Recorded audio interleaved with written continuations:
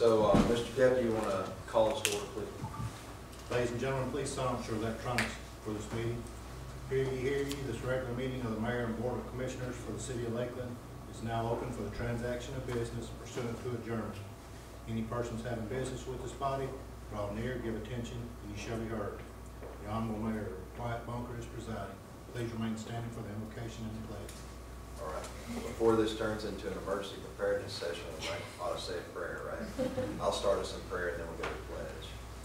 Father, we just thank you for all that you do for us. We ask that as we get this excessive rainfall, you protect our families as they travel to and from in our city. Keep everybody safe. Thank you for the good report on Commissioner Dowell's father. Thank you that he made it home. Prayer blessings upon our staff and our time here today. In Jesus' name I pray. Amen. Face flag. I pledge allegiance to the flag of the United States of America and to the republic for which it stands, one nation, under God, indivisible, with liberty and justice for all. Madam Reporter, call the roll, please. Mayor Bunker? Here. Vice Mayor Roman? Here. Commissioner Dial? Here. Commissioner Gallick? Present. Commissioner Plum? Here.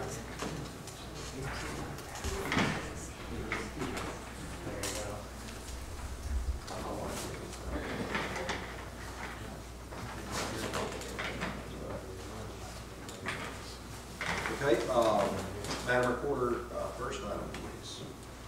Public hearing, ordinance establishing the Keep Lakeland Beautiful Advisory Board of the City of Lakeland, Tennessee.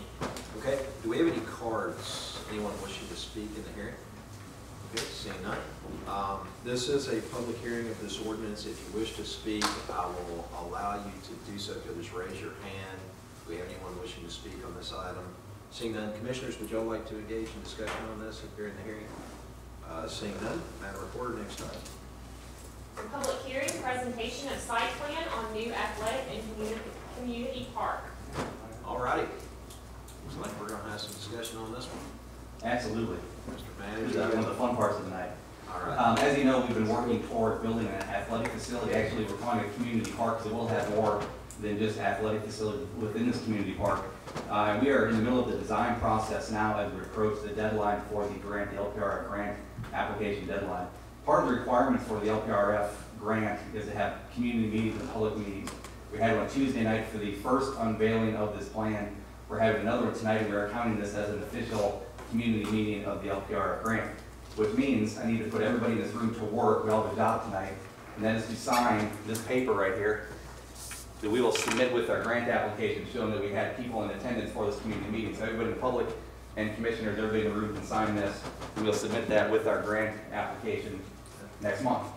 So back to the design. If anyone wants to just step up in the audience and sign that, if you wish to do so now, feel free. Thank you. So we've hired Richie Smith and Associates to do the design for the park. He is here tonight and he has a presentation to go over the design, put into context where it is, how it was developed, what it's next to, and we all know it's next to the middle school, and how it fits in, and the actual design for the park. So there'll be plenty of time for comment and questions when he's complete, but if it's okay with the board, I'll bring Richie up now to present the plan. Absolutely.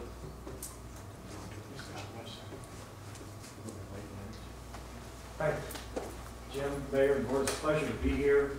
We had the privilege of working for you in the City of Lakeland 4 or 5 years ago on a larger version, roughly 84 acres of this athletic park in your discussions with the Jones-Gilliland group. Over the years, we now have a pretty vibrant game plan for a middle school that took quite a bit of what was former parkland, and now we've been working on a smaller version. This could be around 18 acres along Highway 70, and we could go through a few images. Yeah, I'm sorry I didn't grab a pointer, but I could just do this. This is Highway 70.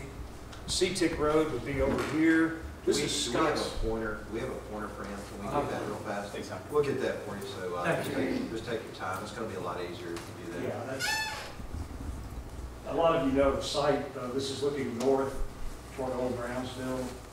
At the north, at the top end of the image, there's a nice 10-acre lake on the Jones Gilliland site. Canada Road over to the left. The heart of that slide is the middle school site above the lake, and where there's some groves of different colors of pine trees. Scotts Creek along the right, that forest belt, would be the east edge of the middle school site and the east edge of this proposed park. The park site would just be that open lawn area in the kind of right edge of the screen. Okay. And we could. Yeah, we have hard copies right here, so we see exactly what you're talking about. It would be nice for the audience to be able to view this, and I can share. If we want to get this, one of these, a couple of these to the audience here, we can have one on each side of the room. They can pass around. We might have a few. Oh, y'all might have enough right there. Okay. Yeah, we have a few extra. So. All right, so we have a printer here too. Oh, great. Gotcha. That's perfect. Thank you. All right. It's a good one. Yeah. So this is the proposed park site in this area. The former site that some of you may remember 4 or 5 years ago was all along Scotts Creek up to near Old Brownsville, T-shaped like this going toward the lake. And now this is all the middle school campus site here. We've been working informally with them and their design team to ensure compatibility with the vision of the Jones Gilliland Group for some of their future development, as well as anticipating the park, working with Jim and Robbie Spencer and others. So I think it's a really great marriage because a lot of the school buildings are clustered more on top of the high ground, and they step down with sports fields and athletic fields, free play and tennis, which is very compatible with the proposed park use for Lakeland. So we could go to the next unit. Yeah, this is a view you're probably familiar with, the current master plan for the middle school in the heart of this property.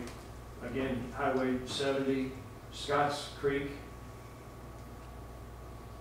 This is the 200-foot wide cleared right-of-way for Texas gas easement, always a constraint, but not an impossible constraint. This is the proposed park site, and we'll share with you a proposed concept plan.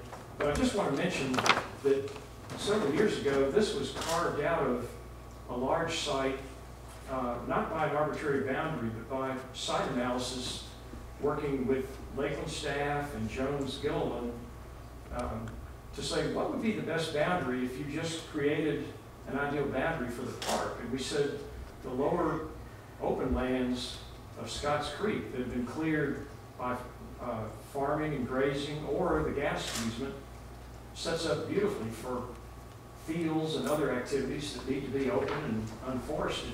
But it's bounded by some pretty nice forest on the east and west where you have a little bluff line.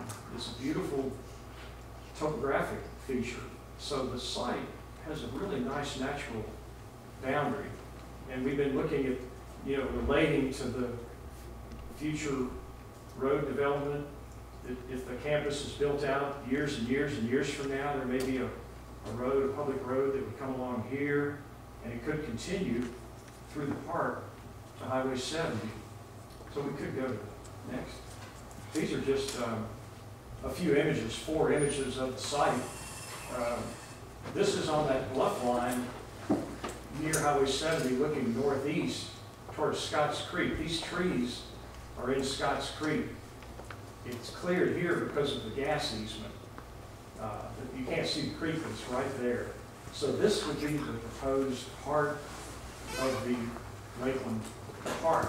Again, it's just a beautiful property framed by maturing rows of trees. Next. Here's another view of how this landform carved by Scotts Creek over the millennia creates a beautiful kind of circular open space. It sets up very nicely for a passive use in a park, picnicking, free play. It's just a beautiful natural site in particular. Next. Here's another view a little further north. This would be, again, looking at Scotts Creek. And then you're looking at the middle school property, roughly all the way to the back of the slide. And there's one more image. This is straight north from the edge of the proposed Lakeland site over the big expanse of the middle school, Scotts Creek off to the right, and these large open lands, well suited for the school's future sports and athletic fields. And then next image, this is the proposed concept that we've been working on with Jim and Ronnie Spencer, and had a meeting with the Park and Rec Board Tuesday evening that Jim had mentioned.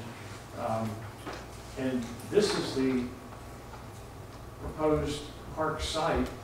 It's about 18.5 acres, plus or minus. That's a flexible boundary.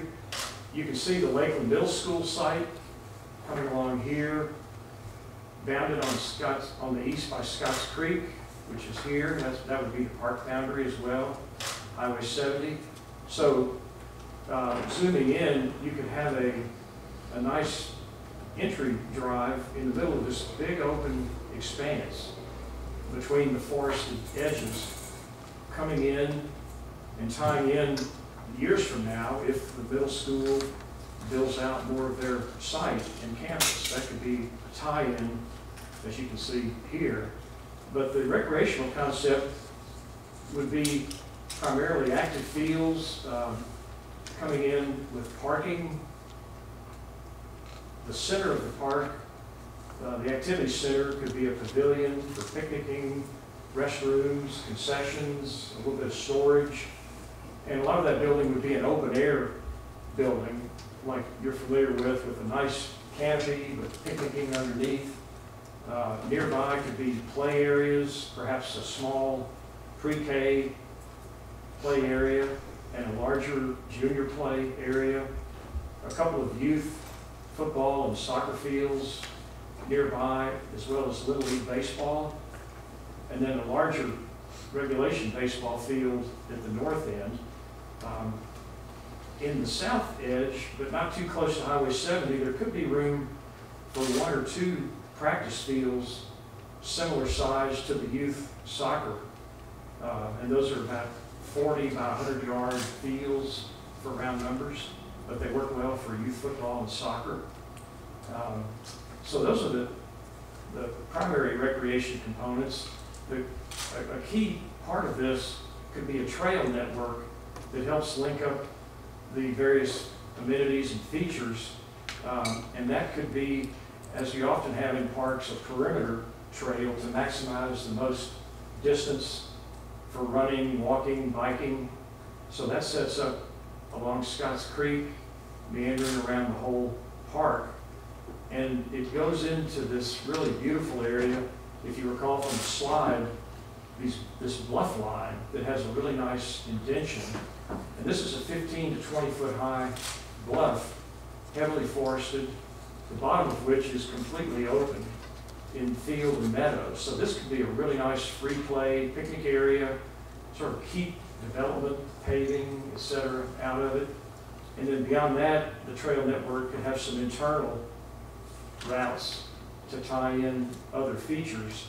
There could also be a disc golf course along part of that trail system, especially along Scotts Creek. Those are, I think, the primary aspects of the plan, and I'd be really pleased to entertain any questions or comments. Okay, commissioners, we have any questions? Okay. On that other land that we have, was there only 2 baseball diamonds? On the Memphis Arlington side, I believe there's 2 or 3 maybe at Memphis Arlington. There was 3 small Little League baseball fields and 2 open space fields.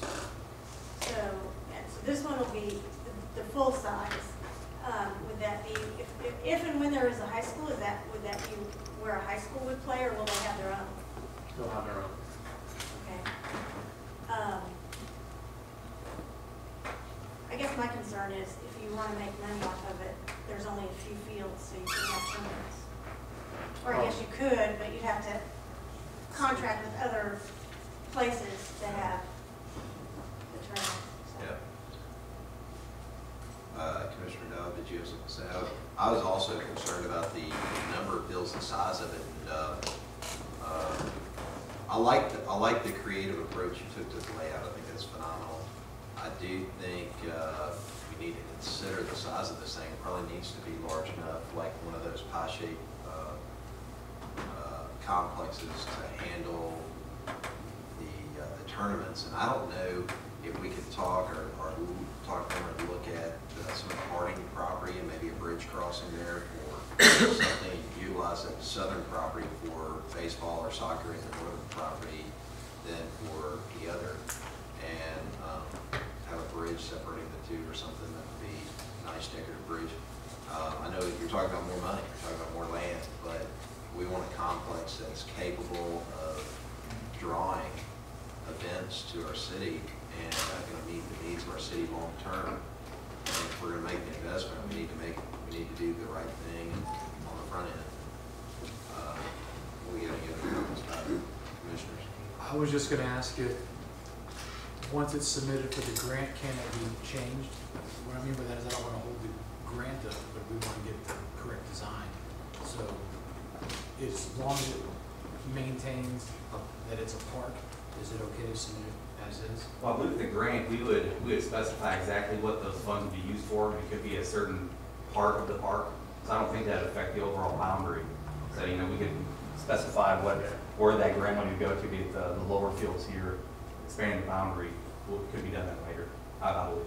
Because we're waiting on the grant to really get started on this project. That's correct. That's forcing the timing right now. Okay.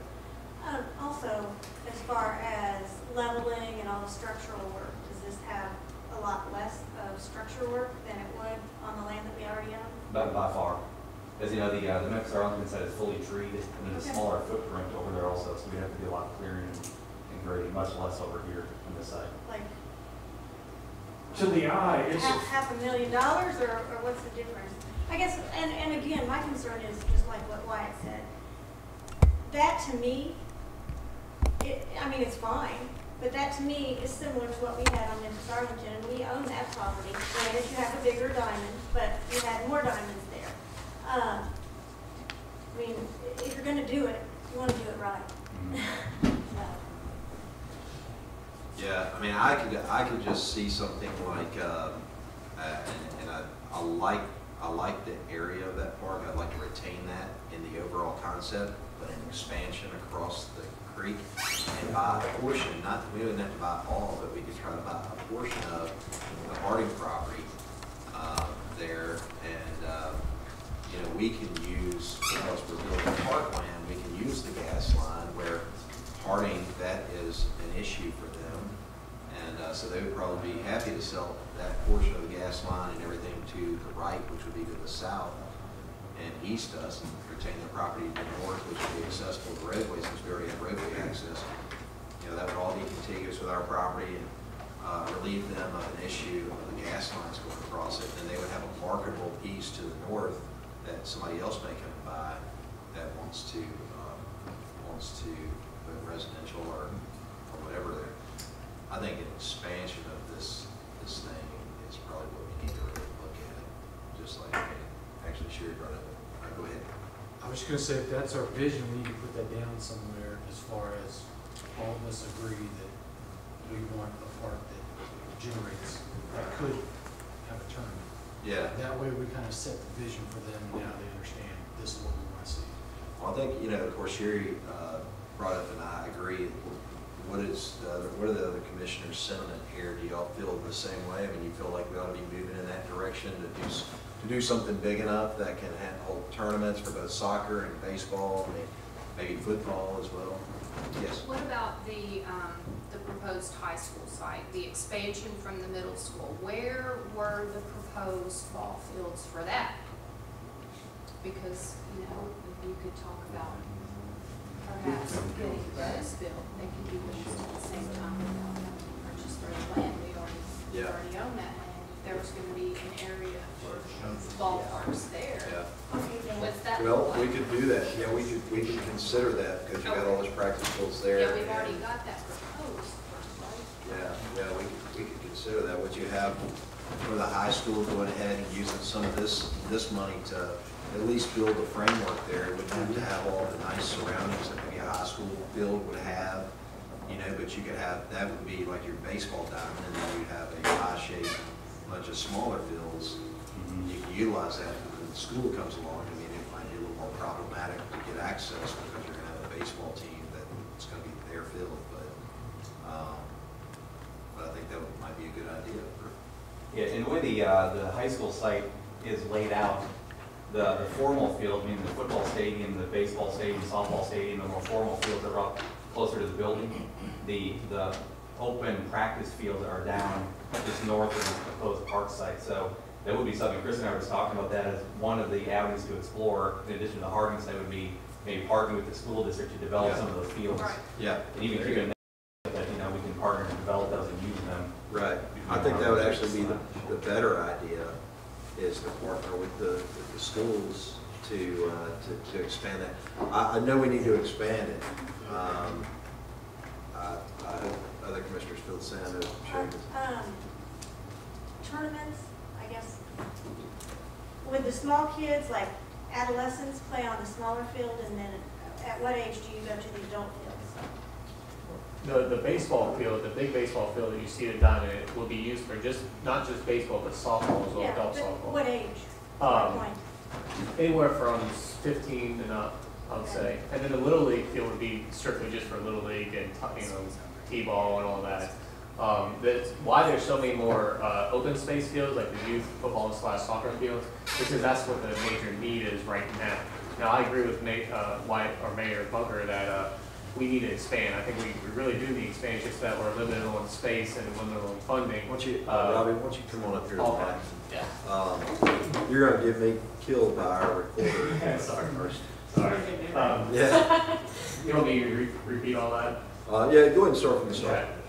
Okay. The baseball diamond would be used for not only youth baseball, but also adult softball and maybe adult baseball as well. The Little League field would be used for strictly just Little League players, which would be anywhere from 14 and under, and T-ball as well. The reason why there's so many more open space practice fields, game fields, as far as football and soccer, is just because that's the major need as of right now. We're growing tremendously in all of our numbers, and we just need open space fields right now. With the limited or amount of space and limited budget, this is kind of what we thought of. Now, I agree with Mayor Bunker that we do need to expand. I think we're going to expand something pretty big. I mean, just by our numbers kind of each year, I can expect it to grow. And I agree with Commissioner Gallick, that we do need tournaments. We need enough fields for tournaments and stuff. So, but we are limited on the space and the funding. So that's kind of the reason why we came up with this design. Well, what's usually, if you're gonna have tournaments or fields for tournaments, is it 4? Is that usually what you have? Yeah, that's about normal. You wouldn't want 3, you would want 4 Yeah. if you're going to go. Like Mayor Bunker said, a pie shape. Yeah, I think the way the timing would work out, this, you know, the grant, you know, will go only a certain distance to get this done. We have a funding plan we bring forward to get most, if not all, of this part constructed now, but we'll take, you know, we won't be able to do it all at one time, even an expanded park. So I think, you know, starting with this to meet our immediate needs as we work on an expansion plan, either to the east or to the north possibly, or a completely different site, which would not be as ideal. But we can work on an expansion plan to expand the footprint here over time. That would be the way to go. Work out those deals. But in the meantime, get going on this. Yeah, we could probably do that. But I like the idea of partnering with the school. Can y'all get with the school system? Yes, we will. See what we can work out in their space over there to accommodate our need. I know theirs needs to be set up like their camps ultimately going to be. It may not mesh that well with ours. So I get the option of the Harding property there, which actually is a nice piece too. You can see, I mean, it's wide open with the gas line. Yeah, it is. I was going to say, if that's the ultimate goal, if you only had baseball fields here and no other types of fields, could we accomplish it in this space and continue the software where it currently is? No, actually, what we need right now is the open space fields, but I love the idea of having baseball and softball in the future, though, absolutely. Well, go ahead. I'm But sorry. isn't there, the school does own property up at the top that has flat fields that we could utilize There. up there, Mhm. that would be their practice fields. Why couldn't we move, and I'm, not- you know, I haven't looked at this, so I'm talking, you know, on the top of my head, but like the practice fields and the youth football and stuff, move them up to the open space Sure. if the school would agree. Because that's actually, you know, that's a lot less money and everything else, and then try to utilize the other space for baseball diamond. Right. I- I see what she's saying. Yeah, North- absolutely. north I of that. love that idea. But that would address the future needs though, and right now the immediate needs is what we need is the open space fields. Because right now the two fields we have that we're using back here is just something not enough. But that, I think that's maybe what she's Yeah. suggesting. If you go north of there, there's Oh, open fields there that are Sure, all yeah. together. Are we able to talk about or far as the school-wise doing it sooner than what they propose? Sure, yeah, sure. We own This is the what, land. I think They the own only, it. the only concern would be cost, because it'd be more expensive to add the open space field in the north, extending the road back there, doing more grading away from Highway 70, to get the open space fields in like first phase instead of Yeah, last phase. but probably not in the long run. I mean, in the long run, if you have fields down here, and then you have to have fields up there, and you have to redesign things, and it's not designed properly, especially for a tournament, if you have ball fields in different Yeah. spaces, that's not conducive. Right. I think the main goal is in phase one to have playable fields right away.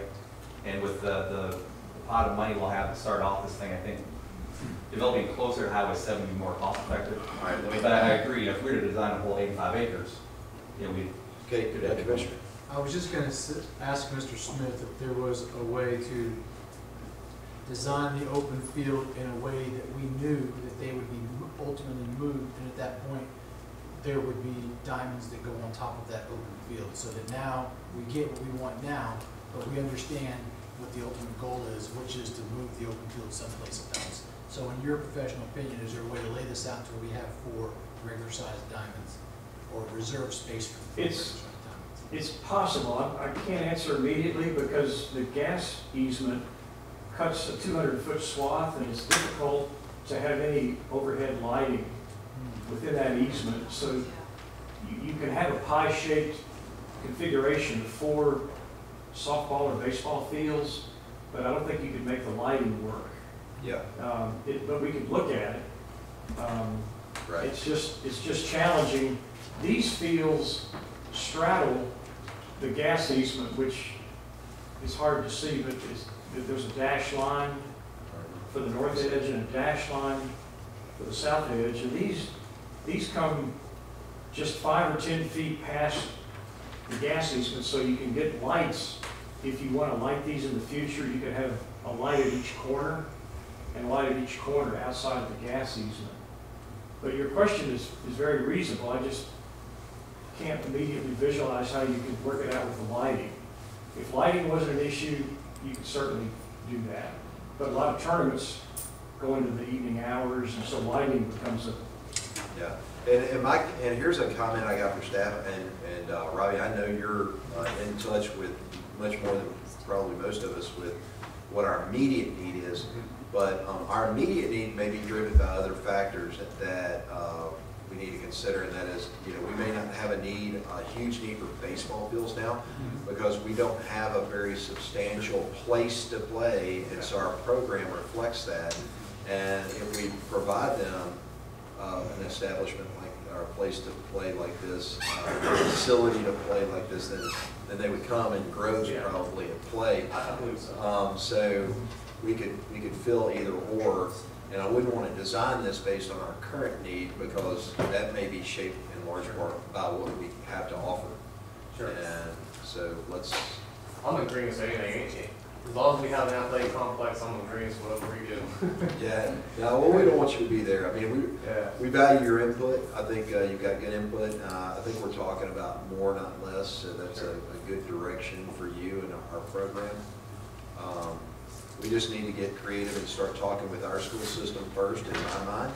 Talk with our school system first and see directly north of there, as Commissioner Gallant alluded to, there's some open space that we may be able to use. And even if we gravel a drive up there and gravel a parking lot up against some level fields, or we keep the flat fields down low and put a ball field up there. You know, if we could work something out with them, that would be ideal. That'd be the best. That's how my son played. We used to have to drive on gravel roads, and they just had flat land, and they marked Yeah. stuff, so. Then you can do it, gravel's not bad. You put Yeah, a little wood surround around the parking lot, you know, a little wood fencing that's knee high or whatever, and gravel out there, and Yeah. bang, you got it, you know. How much is the land? That hasn't been discussed yet. Okay, so we don't even know, okay. Well, we have, we're getting an appraisal, so we know approximately what that appraised value is. And the amount that we have in our park acquisition fund now would approximately cover that. We have a little bit more money than that would take. What are we gonna do with the other land? Which other? The land that we currently own. that On we Memphis had- Arlington? On Memphis Arlington, yeah, that we had the plan for, that we went through 2 rounds of grants on Mhm. and never did anything. What are we gonna do with that? I recommend you sell that and put those proceeds to this park. Yeah. As, in addition, probably the rental house behind City Hall as well, which would fund a big part of it. It won't go all the way to building even the 20-acre park we discussed here, but it would be, again, phase 1, we'd have playable field, which I think is the goal. We don't want to start phase 1, and like Memphis Arlington, phase 1 is going to be pipes in the ground, rough grading, but no playable fields. Then we have to find funding after that to I think this way, putting all the money towards this, we get playable fields in phase 1. Well, I know that Jones have been very cooperative with the city in acquiring property to do this. And it's, you know, it's going to add value to their property, and they understand. I think also if those gas lines present a problem for anything parks, and all the people that are going to build parks are going to be the city. So in the market, we are kind of, you know, a one-man show out there for this piece of property. But so in negotiations, I hope they turn out favorable for us because of that. But yeah, we appreciate their cooperation. I think there's good takeaway here, and I think just that property to work with our school system, see if there's any opportunity there to work with them, and then Harding, if not, you know. Yeah. Yes, sir. Yeah, just a comment in reference to Commissioner Gallick's suggestion for this area. That may work perfectly well, but when we were coordinating with the school design team from scratch on this plan, which just started with walks on the site and looking at site analysis and quality of forest and streams and topography, there are some wetlands, as you can imagine, in many Shelby County sites. And the last we heard from the school design team, they were reserving this area near Scotts Creek as a wetland mitigation area. Now, I don't know if that's still accurate or if it's very small, building on a small, shallow farm pond. It's really more of a cattle watering pond than a farm pond with fish and like we well think of it. But the point is there may be some uses for that area for the mitigation. We could coordinate with the school consultants to see. I mean, I have no idea, because like I said, this is the first time I've seen this. I do agree with Wyatt. I mean, if we're planning for right now, that's not what we should be doing. Because right now, you know, we don't even have programs. So, you know, by the time you have a program, and by the time it's built, by the time you buy the land, by the time you do all this isn't going to happen next year. You know, it's going to take some time. So we need to think things through and do the right thing, and not just put a couple ball fields here and a couple soccer fields here. Yep. Yep. Okay. We got that? Y'all got another homework assignment? I know you wanted that, Jen. Yeah. Right. Now, we will actually meet the school in short order. We do have the issue of the grant application coming up next month, so we'll be quickly talking with them. Well, you know, acquiring the land and doing some things down in the southern part with an overall strategy in mind, I think is what one of the commissioners brought up here, is that, you know, that's okay too. I mean, this shouldn't hold up the grant process and the purchase of that land and all that. We got 2 different options, right, or straight up. And, you know, let's talk to the school first, that makes the most sense. Then we've got the other option, if we can't do anything there, what Sherry alluded to, just north of there, those look like flat fields to me. It looks like soccer fields depicted directly to the north. Seems like it would be a natural fit for this. I mean, we could go ahead and do the groundwork for the school soccer fields and stuff, you know. Shift it over and have more of a flow, an overall flow. Yeah, and so you meet their need, you do some of the work for them, and they might be excited about this. And then we can put our ball fields up there. We may encroach with our pie shape. We may encroach a little bit on their property line in exchange for doing their work for them up there on those fields. Be a good partnership. I think it'd be great. All right. Good. Eric, kind of just ask one question. Yeah. Fast about the grant. As far as the grant goes, now we have to have a site plan and the expenses of what we're actually applying for the grant. What's your kind of recommendation we do with that? Should we? I think our recommendation is clearly to create like if you had those up top there, looks like you have 4 playing fields up top, just north of there. Sure. Those 4 playing fields, a couple of practice fields, and then a pie-shaped diamond. Down below? A pie-shaped baseball Okay, deal with right. clubhouse in between, which is pretty traditional. Sure. And Wheel, wagon wheel. yeah, a wagon wheel, and thank you, that's the official term for it, wagon wheel. And, you know, some kind of a nice little clubhouse, whether it be, you know, rustic timber, rock, you know, whatever. Clubhouse would be nice. You know, we can do something real nice in there, I think, and maybe help the schools out. Okay. Okay. Well, we can go ahead and do that. We have to turn the application in April 22nd when it's due. Right. So we just want to. That should be plenty of time, I would think. So we're providing you all a deadline at the same time, you got everything you need, right? All right. Yeah, thanks. I think we can make it work with the grant. We have to show we secured the land. Yeah. So we would, you know, we're on pace to secure the Jones land by then, and sales contract and everything. With the school, we won't have, but I think what we can do is in the lower portion of Highway 70, you know, as part of the master plan, showing the whole part of it, put out the part where the funds would go to the part that we would purchase from Jones at this point with future expansion going north, and then we can, you know, make that work however we decide to phase it. Go ahead. Do you know how much, I mean, do you have any idea how much the land is? We haven't discussed it yet. I'm confident that we have enough in our park acquisition funds, more than enough, to purchase the acres from Jones here. And do you have any idea what that land is worth that we own? From Memphis, Arlington, wherever we are? Not exactly. Okay. We paid $1 million for it. Well, I know what we paid for it. It won't be that doubt much. that it's I'm not confident it won't worth be that that, much for it. so. I wish. Robbie, I know you got the deadline there, and we sympathize with that. The Parks and Rec Board and this commission can both hold special meetings. Okay, yeah. Great meet to get this on. Yeah, we can structure it appropriately to make this happen. Yeah, I'm yeah, so confident. we'll do whatever's necessary to accommodate you, Sure. and we appreciate y'all's efforts, so. Thanks, guys. Appreciate it. Okay,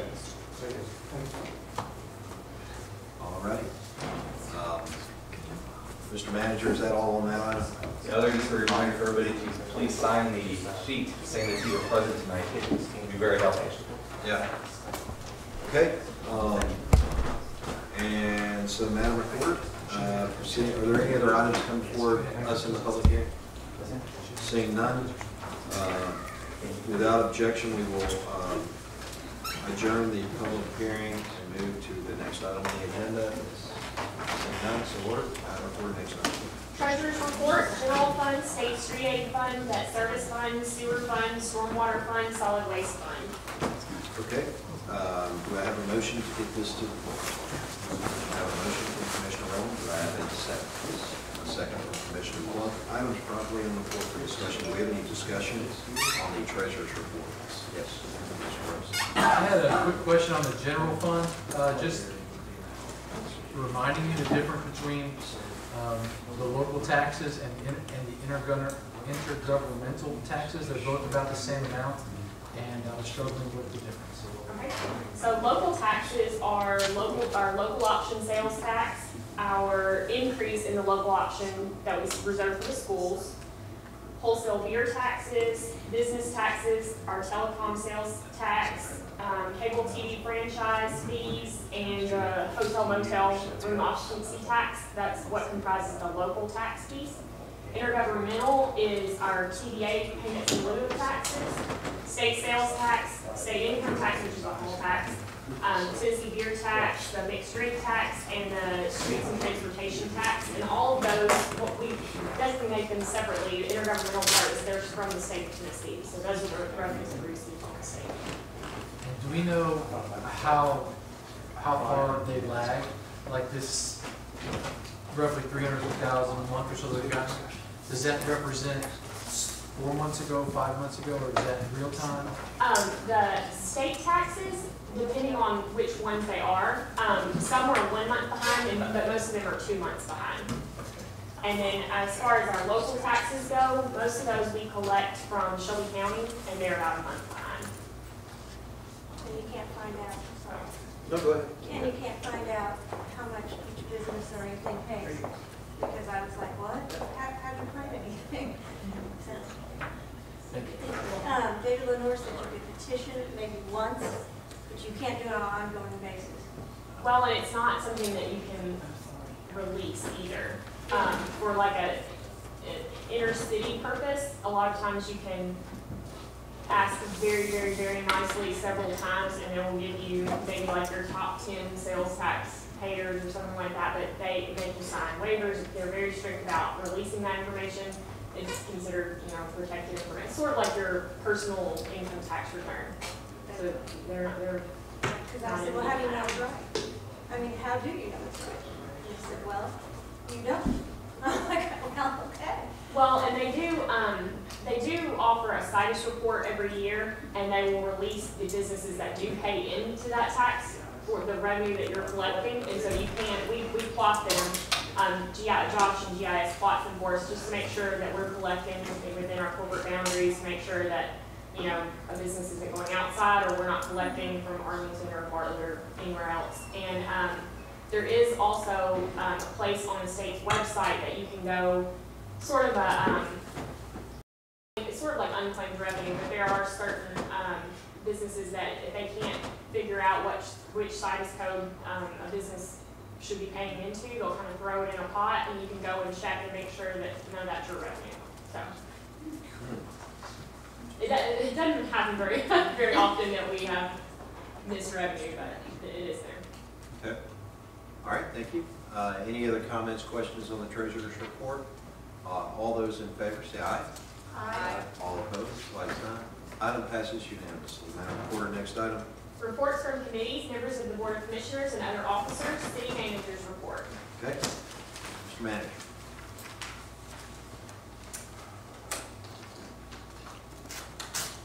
The topic of the day, Wow. flooding. We had a late night last night, going around town monitoring rising water throughout the night. We had to do one road closure on Stewart Road last night, as I notified you of. About 9 o'clock or so, we closed that down. Here are the main ones that were going on overnight and today. Highway 64 in Canada, evidently there was some deep water there, and they had several stranded vehicles in the intersection or near the intersection, which happened today. And it didn't close down, but that occurred. Stewart Road, as I mentioned, that's the portion of Stewart that's right off of Brunswick Road as you go north over the Looshatchee River, turn right into Stewart to get into Lakeland. That part is pretty notorious for flooding, and that did go underwater. We again closed about 8:30 or 9 o'clock last night, and that goes between there and or Old Brunswick picks up. That area usually gets inundated pretty quickly, but that is still closed tonight. Chambers Chapel Road, we had some water over the road, not worth closing, but it was being monitored. Water was going over the road there. Same with Monroe, we had a couple of minor mudslides on Monroe on the side of the road. And then Brunswick Road in Bartlett, I put it on here because that's sort of the main road going north over the river. You get to North Lakeland, right there by the Brunswick Kitchen Restaurant, and that little kind of old town area of Brunswick. That road was closed this evening, I found out, between Old Brownsville and Jack Bond Road. So that's a pretty significant stretch. The other way to get up there for us residents who live up there is 385 to go around. But Brunswick is probably the main road. And again, the water seems to be coming down some, even though Loosahatchee is rising. In other words, on Highway 70, the water's getting pretty close to the roadway, just at our eastern boundary going into Arlington. So we'll keep monitoring that, of course. But generally, if you're not right by the river, the water is starting to recede a little bit. So overall, we are in pretty good shape. Then here's a map of this county-wide, some of the road closures.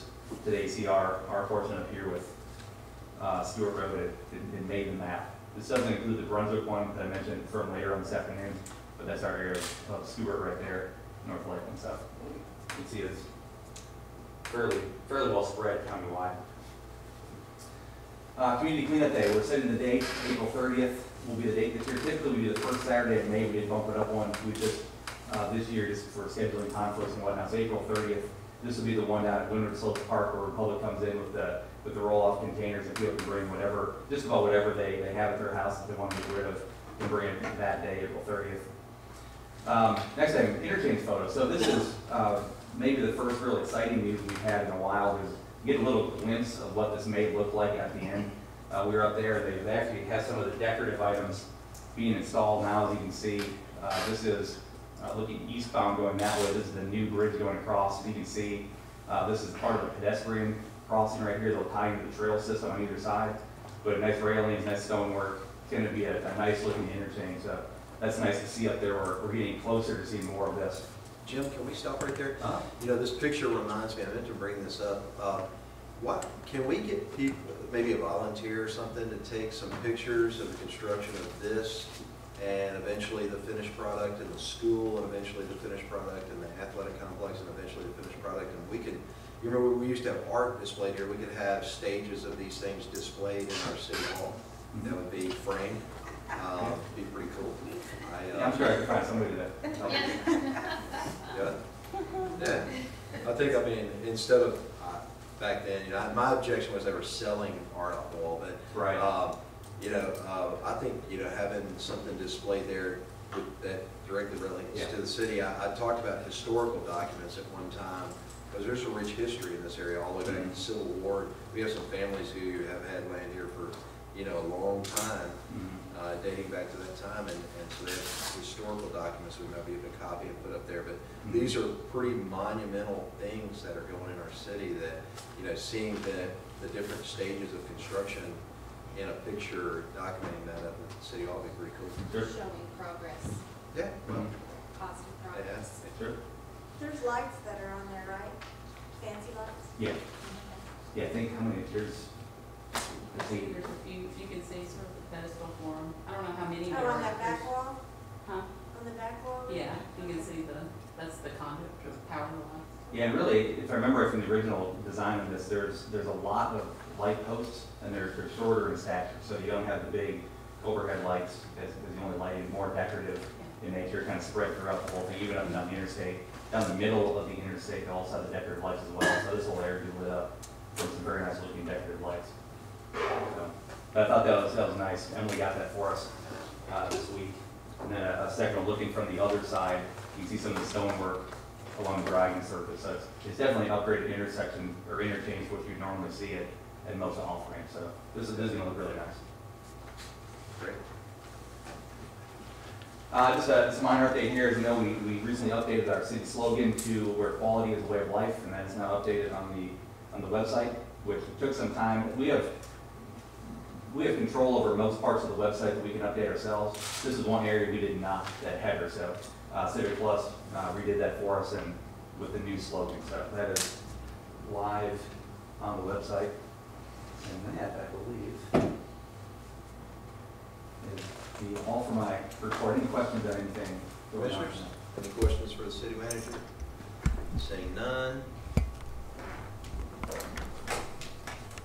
Appreciate that. Commissioners, do we have any reports from committees? Committee reports? Commissioner Dodd? Nothing. Okay, hang on one second.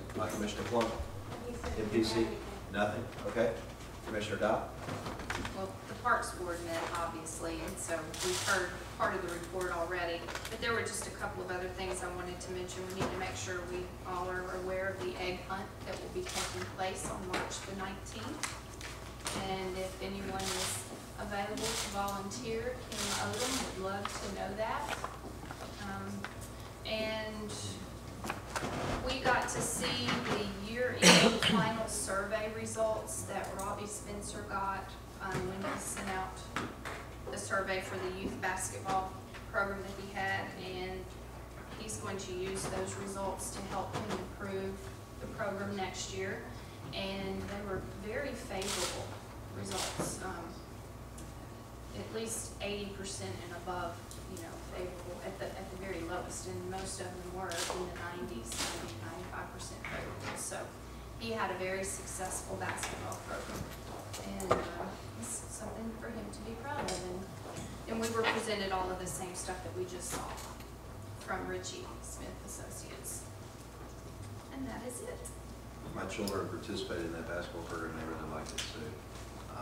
Good overall job. I know, every time you start a program like that, like he started a lot of this from scratch and building it up. There's going to be hiccups along the way, but they were minor and got over them quickly, and the season moved on, and they were great. So very good experience. And we're just finishing up adult basketball right now. In fact, Robbie had to run out here to go to the school to monitor adult basketball. Written your CPR probably. And I'd much rather be here than there. Yeah, right. Okay. All right, any other reports, Commissioner? We had our first EDC meeting last month, February 25th, and a couple of things came out of it, and a couple of them actually made the agenda tonight. But first of all, I want to report that everybody would like to make the transition from the LDC to the EDC. Everyone's excited. Everyone's on board. The EDC is asking for strong direction from this body, and again, one of the reasons why the small area site plan made it on the agenda. A couple things that we talked about that I thought were very interesting. We were challenged to define the word quality, and I thought it was very poignant and very deserving to do that, because they're really looking for direction.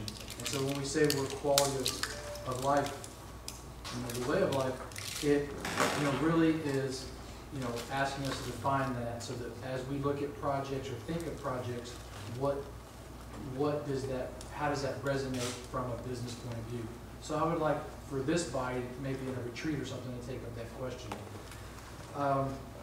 They also mentioned litter as basically just from an image point of view from a business.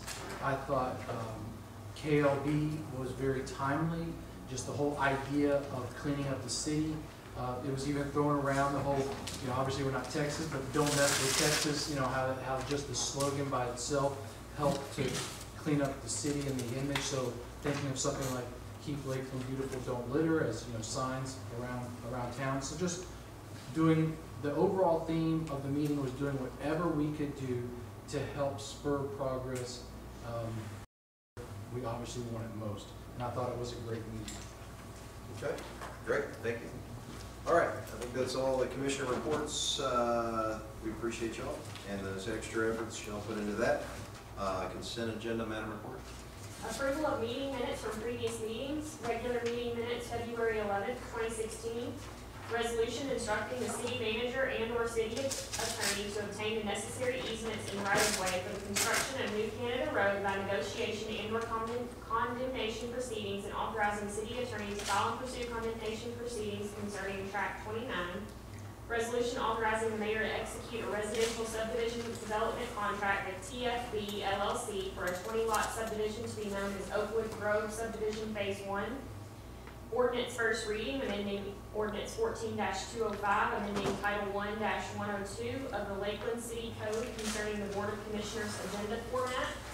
Ordinance first reading, amending Title 13, Chapter 1, Property Maintenance Regulations Miscellaneous, establishing responsibility for right-of-way maintenance adjacent to private property.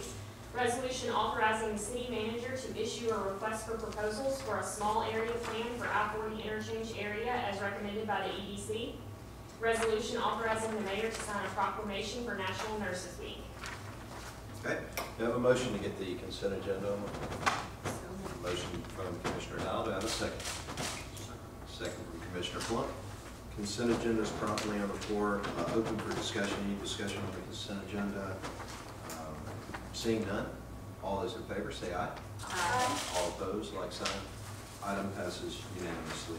Madam Clerk? Regular agenda, resolution authorizing the mayor to execute an agreement with Public Financial Management Incorporated for financial advisory services. Okay. We have our PFM representative. We do Kyle Wright is here with PFM, and he's here to answer questions you may have that came up last week. Thank you for coming, Mr. Wright. Yes, sir. You're with Public Financial Management for the record, and we have contact information for them, so that's not, this doesn't need to be restated. Some of the things that we wanted kind of laid out for us, the idea that at least I had in my mind was that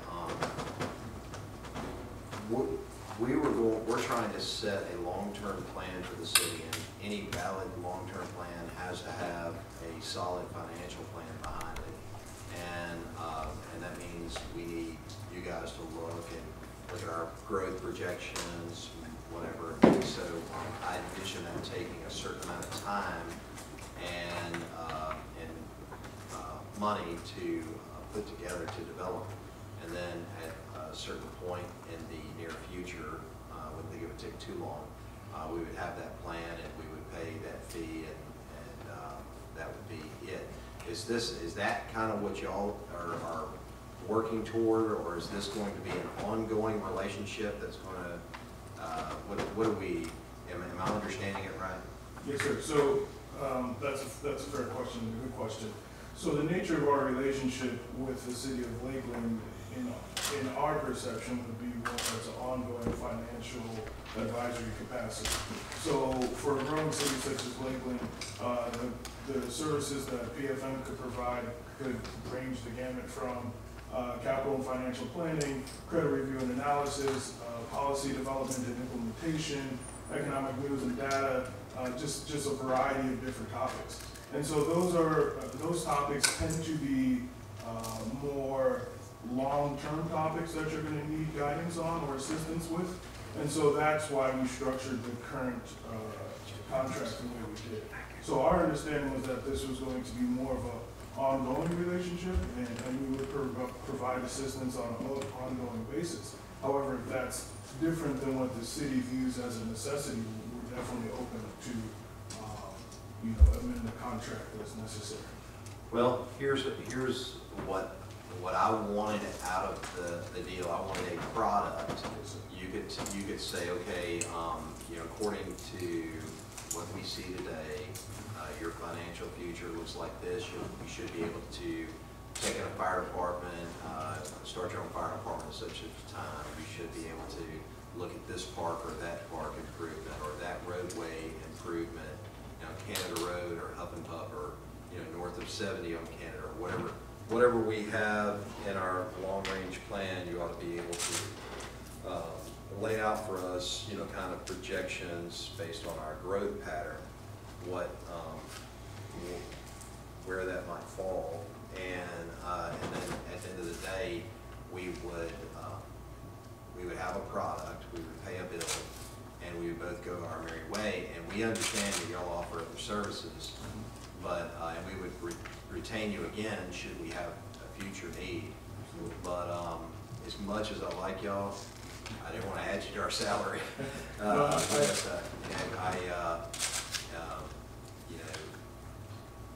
Our city attorney suckered us into that, and I'm just playing. No, but I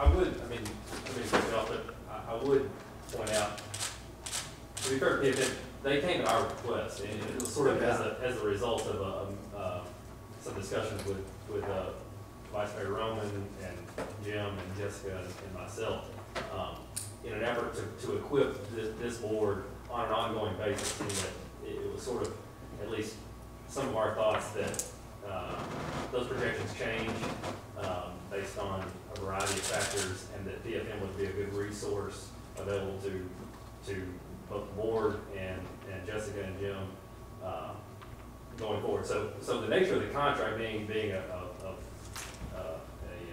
partnership, I suppose, was sort of done at our request. Oh, no, yeah, I'm not pointing fingers. I figure it may be that way. All I want is yeah, I wanted to express my intention for requests for service. You know, my request for service is, let's get a snapshot of where we are, what we're looking at now, and then as we have a need, you know, I understand the difference between paying for a maintenance contract and paying, this is what I do at work, pay for a maintenance contract or paying as needed for repairs. You know, I understand the difference, and essentially we're doing the same thing. You know, we'd be paying, I want to pay for the repairs as needed, you know, and these aren't necessarily repairs, but I want to get that snapshot in time right now so we can make decisions about our long-term plan now, and we'll live that out in years down the road. We may let them back on our payroll for a brief moment, but I'm going to kick them back off if I'm away. But no, I mean, I agree with going with them. Great company. Their assistance with the school deal was phenomenal. They were right on. I felt like everything they gave us was very conservative figures. I think we've been able to outperform what their forecast was, which is what you want from your financial advisor. You want very conservative stuff. I think they've been phenomenal. I just want that snapshot study that says, hey, here's where we are, and we can go this way. And it's kind of a I don't need them to hold my hand, walk along the path. I need, when we get to a crossroad, make a decision, I want them to tell us we go right or left. I can walk that path. Absolutely, and that's, BFM is happy to assist in that capacity as well on a per engagement basis. That's not a problem. I would just, I guess, caveat that by saying, if the expectation is that you would expect a deliverable that is sufficient, I guess, for a 5 to 10 year period, that's difficult to do, because as Chris alluded to, situations change. You could, you know, anything could happen in the next 2, 3, 4, 5 years that adversely or positively impacts that assessment. So I just want you to be aware of that, and in that case, we'd be happy, you know, of course, to rerun the numbers or whatever the case may call. Certainly, and I understand that. And it may be that we say, okay, at the end of this discussion, we say, well, maybe this retaining PFM at this time wouldn't be as useful as you thought, and you know, we still look forward to partnering with y'all as needed, but you know, we can set up a long-term plan and just kind of, as we feel like we're ready to move forward, then retain your services, and you can look at us at that point in time. Absolutely. Go ahead, Commissioner. I would just say that obviously I'm in favor of having an ongoing monthly relationship with you guys, mainly because we've got, you know, people that manage our balance sheet, us, city manager. We've got people that manage our income statement, which is what you guys do, but merging those two things and the dynamic that comes with what's changing on a day-to-day basis, couple that with the ambition of this city, and we need someone, I think, at a moment's ready to update the model, kind of walking side by side with us. That's the first part.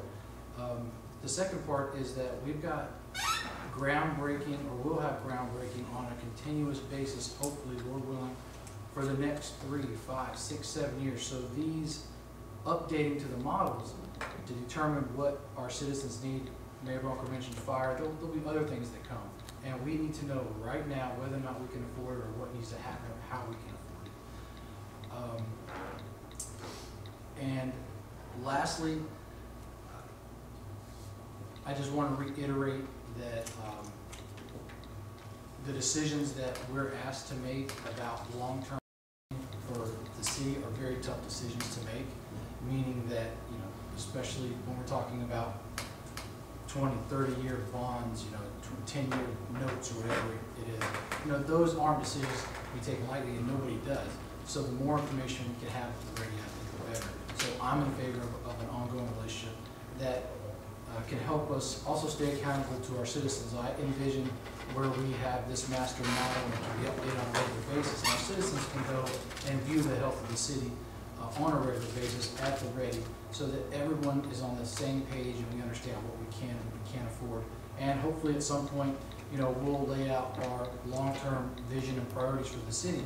So as our citizens see us getting closer to affordability on a certain model, they know what's coming next.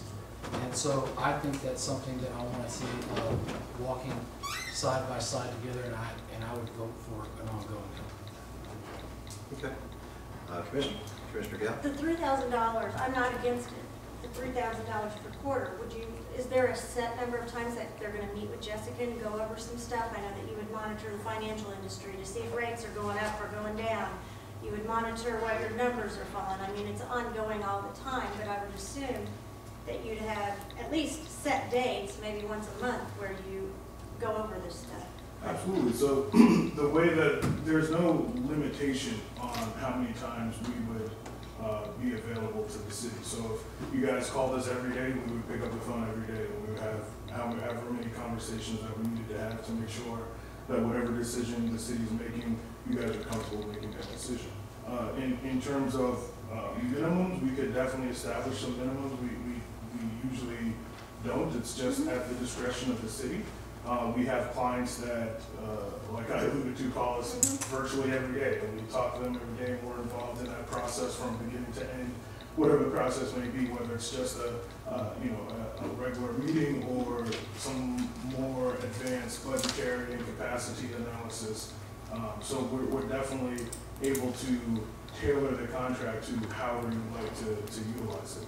Ultimately, we would defer to the city, and if it came out that the retainer perhaps wasn't the most advantageous way for PFM and the city to partner, then we would definitely look into other alternatives. So we're not locked into the retainer contract, I guess, form. We have clients that don't have retainers. We have clients that do have retainers, and we have clients that we bill hourly. Typically, though, we find that the retainer, it tends to be, for cities similar to Lakeland, a city that's growing and aggressively pursuing a bunch of different opportunities, it tends to be that the retainer is the most cost-effective form of contract for them. Simply because you can call us at any time. We'll pick up the phone and we'll say, okay, this is what we're going to do, and we have that ability to help guide you through a process.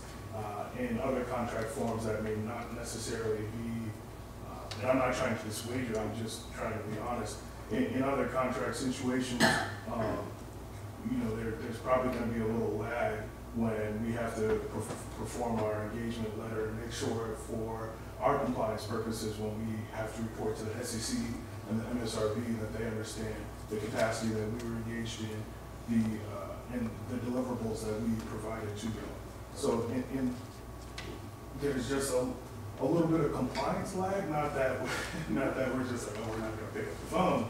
It's just that we have to make sure that we're covered when the SEC comes knocking. No, it's very regulated. Right. I mean, I know that. So, and I don't have a problem because I do think that to have an outside source to monitor, because I mean, we do need a debt plan. I mean, we have kind of one, but we need something that's a little bit more formal. To have an outside source monitor that for you is very good. Jessica's a rock star, so I'm not going to say anything bad about her, but she will have questions. And if somebody guides her, that's great. I just want to make sure that we're getting the biggest bang for our buck. Absolutely, and that's understandable. So, of course, as I alluded to, you're welcome to. I'm sorry. Hang on 1 second. If I have Commissioner Dial that's requesting for, okay, and then I have our city recorder. This is $1,000 a month is what it is. I mean, $1,000 a month, and it talks about special projects at a fee for a fee. What triggers a special project? So a special project could be a variety of projects. Most likely, though, a special project is going to be a bond transaction or a note transaction. Okay. Those are going to be covered under a different engagement. For the retainer, what you're primarily looking at is. Here's what I'm getting at. If we say, okay, look, we want to build a new park in the next 5 years. Give us some information. Tell us about what we're looking at, how we can work that out financially. That's not a special project? I would not consider that a special project. Okay. All right. Special projects are most likely going to be considered some kind of issuance. Right. Got it. I I just wanted to make a few points as I was listening to what everyone was saying.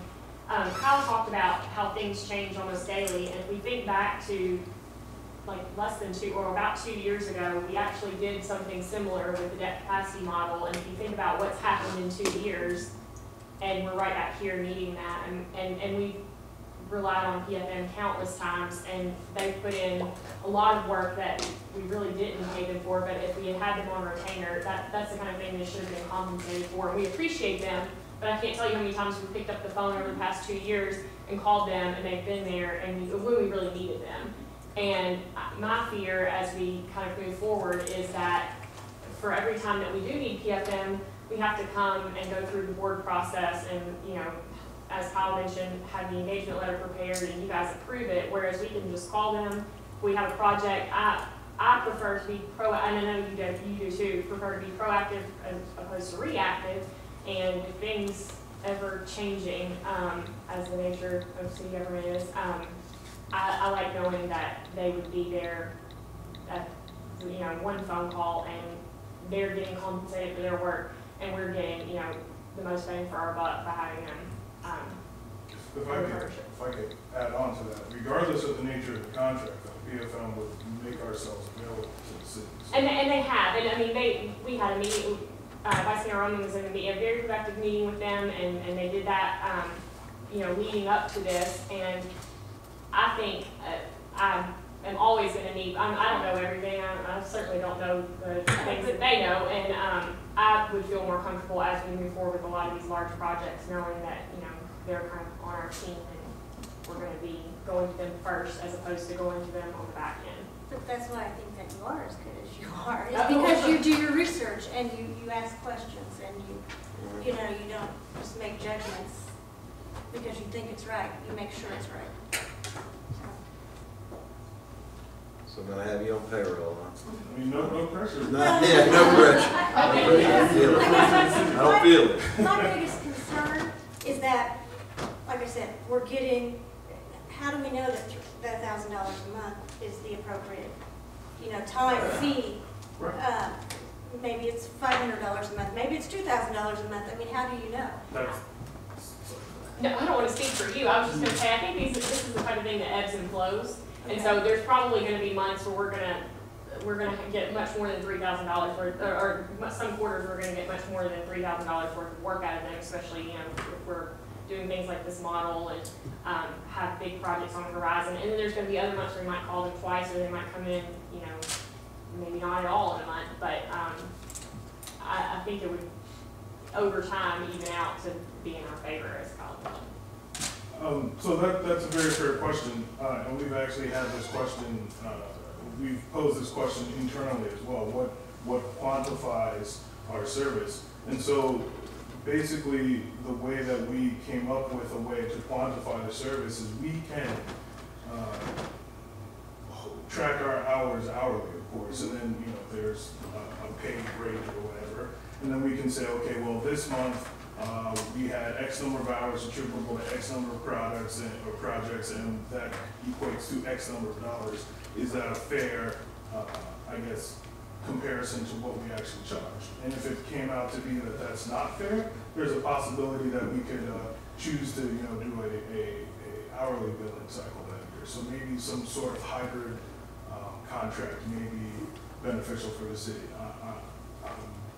You'll have to get Lauren in here, the big dog, to speak to that, but I'm not opposed to it. I just want to make sure it's evaluated each month to say, you know, we used them, you know, 60 hours this month, we used them 10 hours this month, and what does that equate to look at it and evaluate? I mean, you're in the money business, that's what you're going to do. absolutely. I mean, I would definitely, if the city chooses to pursue a retainer contract, I would encourage y'all to call at every possible opportunity. If I had a financial advisor, I would call them all the time, absolutely, especially if I'm paying them a retainer. So I would definitely encourage you all to do the same thing.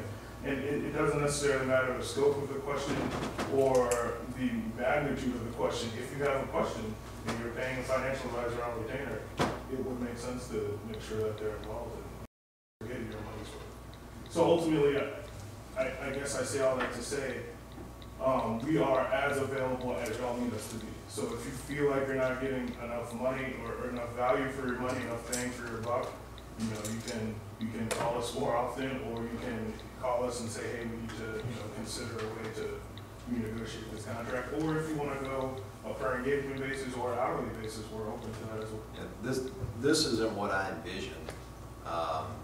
Jessica's very convincing. What about you, Jim? No, I agree with Jessica. I also think that this contract will be very front-loaded. You knew that was coming, right? I knew. There's no way you didn't disagree. Well, but I also think this contract will be very front-loaded, talking about, you know, which quarters get more bang for the buck. I think right away we're talking about policies, you know, dig into immediately the model. We talked the product we talked about will be all coming right away. We don't plan on signing a contract and sitting on things and waiting. I think right away we're going to see a lot of benefit to this, and the monitoring over time, I think, would be We'll get a look at our product and our expenses at budget time, and there's a 30-day cancellation provision in the contract. So, I mean, I'll go along with it for now. It wasn't what I envisioned, but I'm pretty convinced by staff that, you know, there'll be some value, you know, and Thank you. yeah, sure, no problem.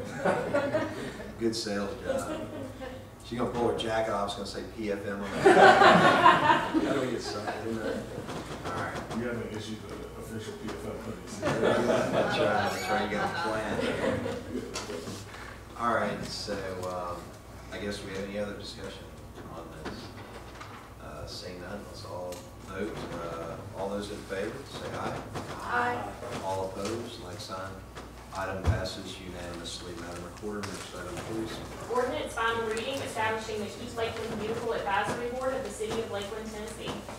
Okay. I have a motion to get this to the floor. I have a motion from Commissioner Galley. Do I have a second? Second from Commissioner Dow. Items properly on the floor. Do we have any discussion on this item? I know we've discussed this fairly thoroughly. I have been in the readings prior to this, I've been voting against it, not because of I believe the board would be a great, it does great work, and I think there's a need for Keep Lakeland Beautiful. My problem is with the process that we're setting up here. I just disagree with it. And I think it ought to be a part of a standing committee, not a committee of its own. So I'll continue to vote in the manner in which I have in the past. That being said, Madam Recorder, we'll call the roll. Okay. Vice Mayor Roman, Yes. Commissioner Dial, Yes. Commissioner Galley, Yes. Commissioner Plum, Yes. Mayor Bunker. No. 4-1. Okay. Next item, please. That item passes. Next item, please. Resolution appointing a Board of Commissioners liaison to the Keep Lakeland Beautiful Advisory Board. Okay. Do I have a motion to get this to the floor? So moved. I have a motion by Commissioner Gallup. Do I have a second? Second. I have a second by Commissioner Roman. Items properly on the floor. This is for an appointment from the Board of Commissioners for a liaison to the Keep Lakeland Beautiful Board. Do I have any nominations from the commission?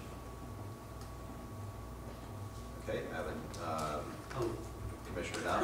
Okay. I'd like to nominate Commissioner Dow. Commissioner Gallup has received a nomination.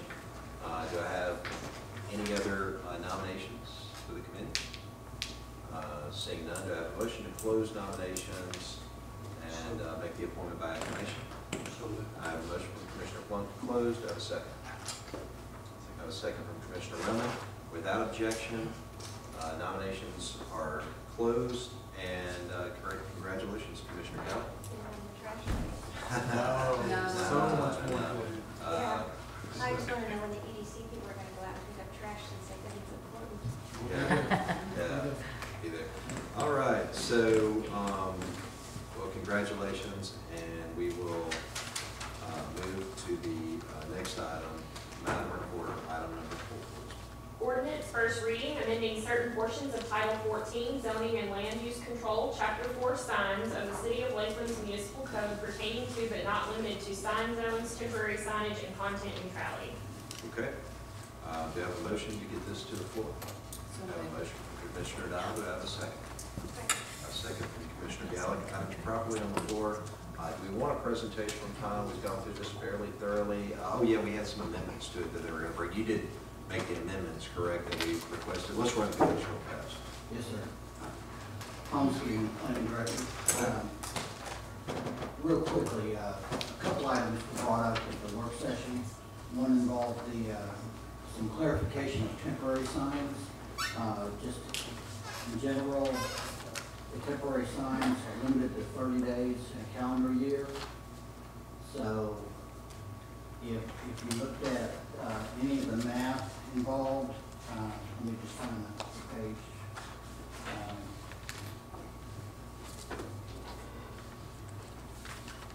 And there's no more than 6 temporary sign permits issued in a year, and the maximum length for the 6 permits can be 30 days. So there are those occasions where a business could pull a temporary permit 6 times during the week and just like run it during the weekend for like 3 days, and they would be good.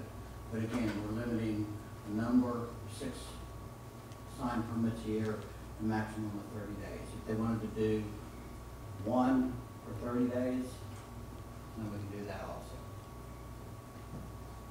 Okay. So there's flexibility there. Secondly, I did strike the neon open signs. Okay.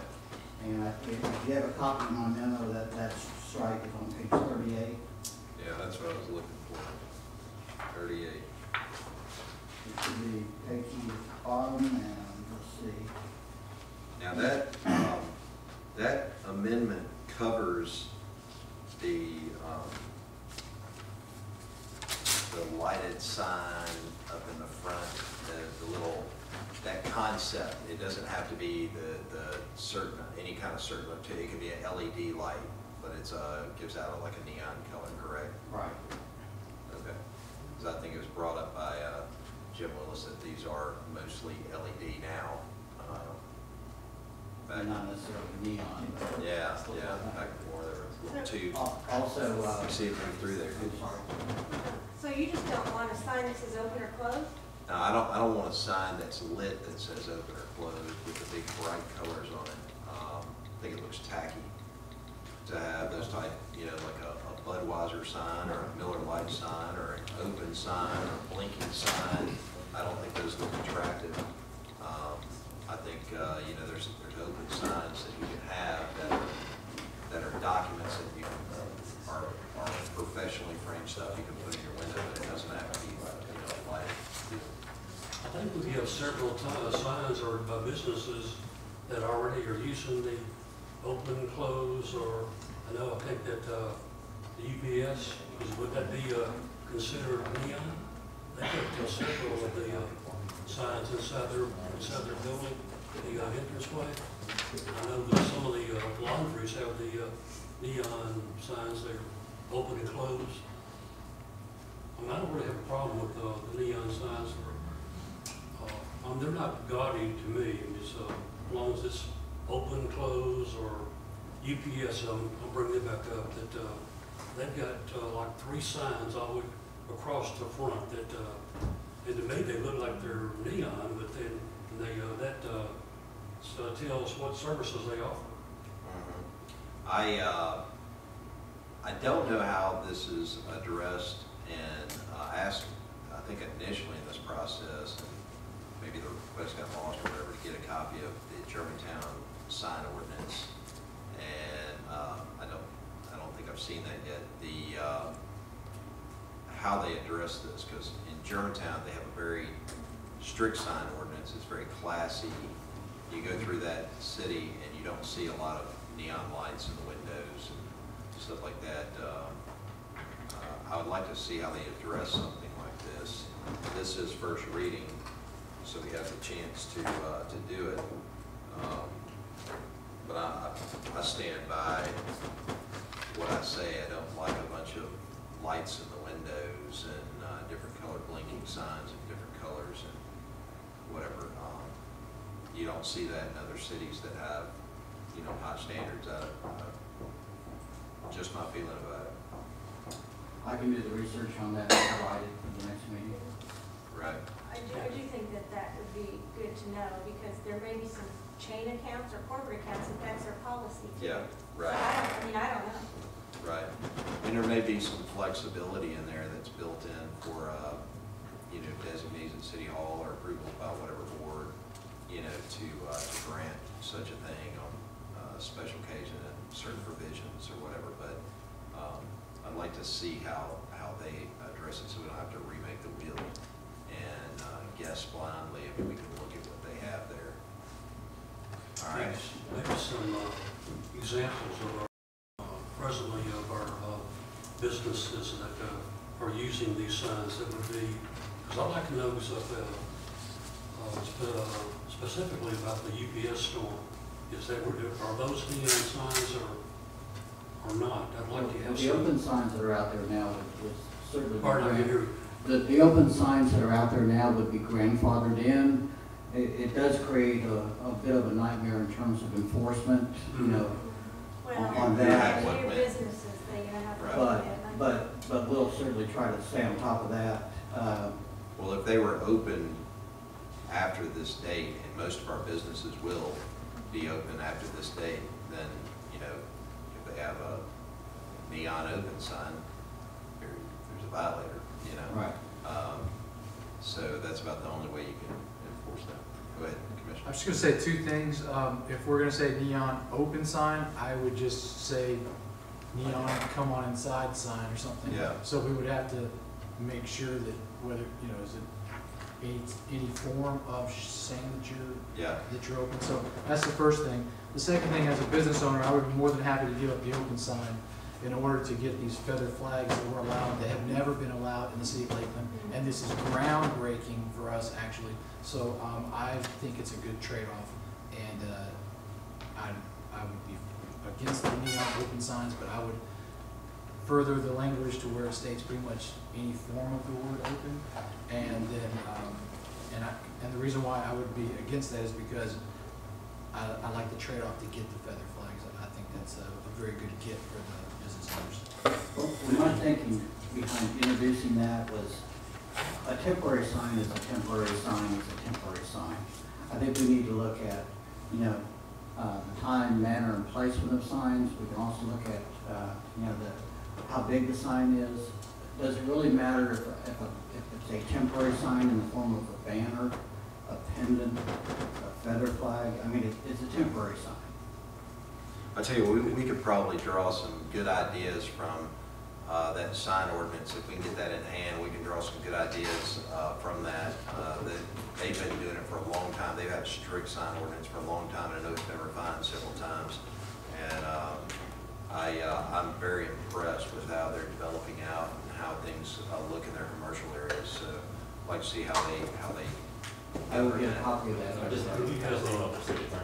Maybe for the next meeting, we get some examples of the businesses in our city that maybe would, they might be out of, not in alignment, or not be in their, against our ordinance, or they might not be in compliance. If they. Well, if they're not in compliance, if they're not in compliance, then they'll be issued a citation. Yeah. So. Well, they'd be grandfathered in. Yeah, they'd be grandfathered. Well, no, I'm saying that. Yeah. Can I ask Jenny a question? Do you know if there's businesses that have, like, the neon come in, or we're closed, or? When you're talking about neon, I don't know anybody but Sitco that has a neon. Okay. There might be other signs that would be LED or different type of lighting, but the only neon that I know of is Sitco. Well, this would cover LED. I think. Yeah. Go ahead. So the Lakeland Cleaners, Stonebridge shops, I know they have a neon sign, because I drove around just to try to find some, and they have. But I mean, when you're talking like a real neon sign, I don't know of anybody who has a real neon except for Sitco. Maybe we need to just define what a neon sign is. I think they have. It's brightly colored sign. It says open or closed. Brightly colored signs. Yeah, brightly colored signs. Yeah. They, it doesn't matter if it's a LED product or actual neon product. It's just that type thing. But you know, I want to get a glimpse. You know, I'll vote for what we've got here, knowing that we have second reading, and then I want to get a glimpse at that ordinance in Germantown. See how they do this, how they accomplish what they accomplish. Yes. I'm looking at it here, it looks like, we'll dig in further into the details, but it looks like anything within 10 feet of the window is not permitted to be lit anyway. Okay. That's not neon? That's neon, but not Okay. very nice. Okay. Yeah. And see, that was like, That one's not very that's nice. great if you're on Bourbon Street, Yeah. but maybe not here. So he was just saying that it appears, Jim was just saying that it appears in Germantown, nothing within 10 feet of the window can be lit. Yeah. Which, you know, you go to Germantown, they're not starving for business, and it's very appealing, and they have signs. They just conform to a strict ordinance, and I don't know, man, you go there, just check it out. You can tell where Huey's is, and you can tell where Kroger's is, and you can tell where Walgreens is, and you can tell where Memphis Pizza Cafe and all these different places are without any problem. Their signs are functioning properly, but they're also appealing. A lot of them are neutral in color, monument signs, you know, not all different kind of styles. So it's consistent theme throughout the city. It's very appealing. So I think we ought to craft this thing a lot like that, and that's where we go with it. That's my opinion. I mean, yeah. I can tell you that I rent a retail space in Germantown, and because of the 10-foot no light signage, I had to jump through no less than 6 hoops with my corporate franchisor as far as to get that location, because part of their franchise requirements is to have the good hands lit up in the window. So I can tell you that. So it could hurt. Yeah, I'm not. I did get it done. I'm just saying that. No, that's what I was fixing to say. He is there. He is there. He is doing business there. And the thing that's going to draw most business is the location, right? I mean, you want to be in that location in Germantown, and so you're there regardless of that. And their standards, yeah, they're able to maintain their standards. I think we'll be in the same position with Lakeland. We don't have to lower our standards to grow. Is what I want the message to be. I think we got a lot of good things to offer in this city, and I think it's only going to get better. And you know, if someone's not allowed to put a lit sign within 10 feet of a window, I think they're still going to want to come here. So I'd like to know now, though, if we have any businesses that are not in compliance.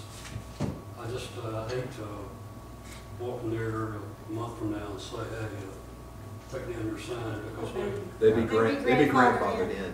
They would? Yeah. Yeah, we have So to open a neon perform. sign store now. Put it up now. Yeah, right. Yeah, we have to perform an inventory, you know, as the ordinance is adopted, so we know what's there, what's not. Yeah. At the time of the ordinance adoption. So to tell those shops if they want neon signs, they're putting up.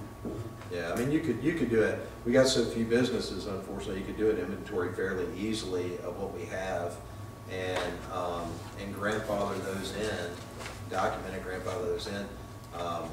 Otherwise, if you didn't even want to do that, just whatever business opens beyond this date, I mean, that's eventually going to be the majority of your business, and that way you govern that. So, but yeah, an inventory, it would be so easy that you could do that now. Well, it wouldn't matter to me, people's, the size of the sign as far as the neon. I don't think we have any gaudy signs around town that are offensive to me anyway. Yeah. I just want to set us on a direction where we, you know, we have consistent standards, high standards, and you know, I know that Germantown ordinance is functioning well. They're noted for that. I remember seeing it years and years and years ago. I'm talking about their sign ordinance, and they were considering revisions to it, how strict it was. And it hadn't held them back from economic growth. It hadn't held them back from residential growth. And they're growing. I mean, they're full, and people are coming in now. not only have they grown all the way out, but they're coming in and redeveloping old areas right there, you know, at Poplar, on Germantown Parkway, and that area of Poplar that's central to them. You know, Saddle Creek's being redeveloped, the area where Huey's is just redeveloped. So people are coming in there and actually investing money to redevelop those areas, not just develop areas out. So I think they've done an amazing job. They've got a great end product, and it's something that I find appealing, and so I would encourage the board to consider it. We can consider it on, you know, the next reading if we want to. I'd move forward with this one tonight. Let's see what we come up with. All right? Okay. Any other comments? All right. Seeing none, all those in favor say aye. Aye. All opposed, like sign. Item passes unanimously on first reading. Madam Recorder, next item, please. Resolution authorizing the mayor to execute an agreement with Delta Lawn and Landscaping for mowing services. Okay, I have a motion to get this to the floor. So moved. I have a motion from Commissioner Dow. Do I have a second? Second. A second from Commissioner Plunk. Items properly on the floor for consideration. Do we have any discussion? Yes, ma'am. Emily, you have the floor. Did you want to say something? I didn't know. Well, if you all had, I had a presentation from some that were. Okay, let's go ahead and get through that. All right, go ahead. So at the work session, there were a few questions. One, Commissioner Gallick asked for a cost comparison, and Jim is handing out a cost comparison as well as a duty list for duties and responsibilities of the wastewater department, as well as additional responsibilities for the parks maintenance crew we take on as a result of not having to mow constantly. So starting with the cost comparison, now this is only employee costs. This is not reflected in equipment, maintenance, fuel. This is just purely based on employee salaries and benefits. So the parks, you can see that the parks are lumped together because they pretty much are cutting those during the summer months constantly. That's what they're doing. They do it on a 2-week cycle. So each part gets cut every 2 weeks. The contracted cost, you can see there's a $30,000 difference there, $30,000 that we are saving, and we're also increasing our frequency to once a week. So you can see there the benefit of bringing our parks into a contracted service.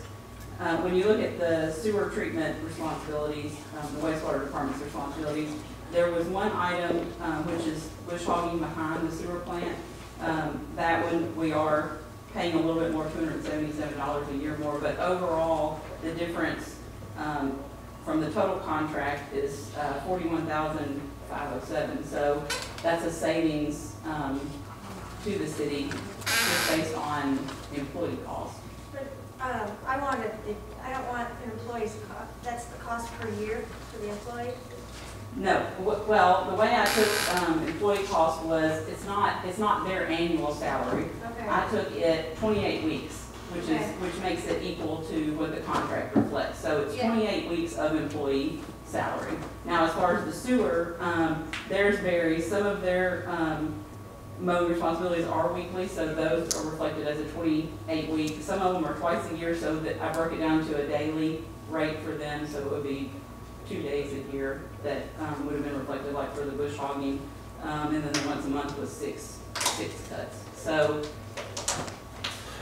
Here's the 56,938. That is a portion of their salary that you plugged in there for the time that they spend maintaining those fields.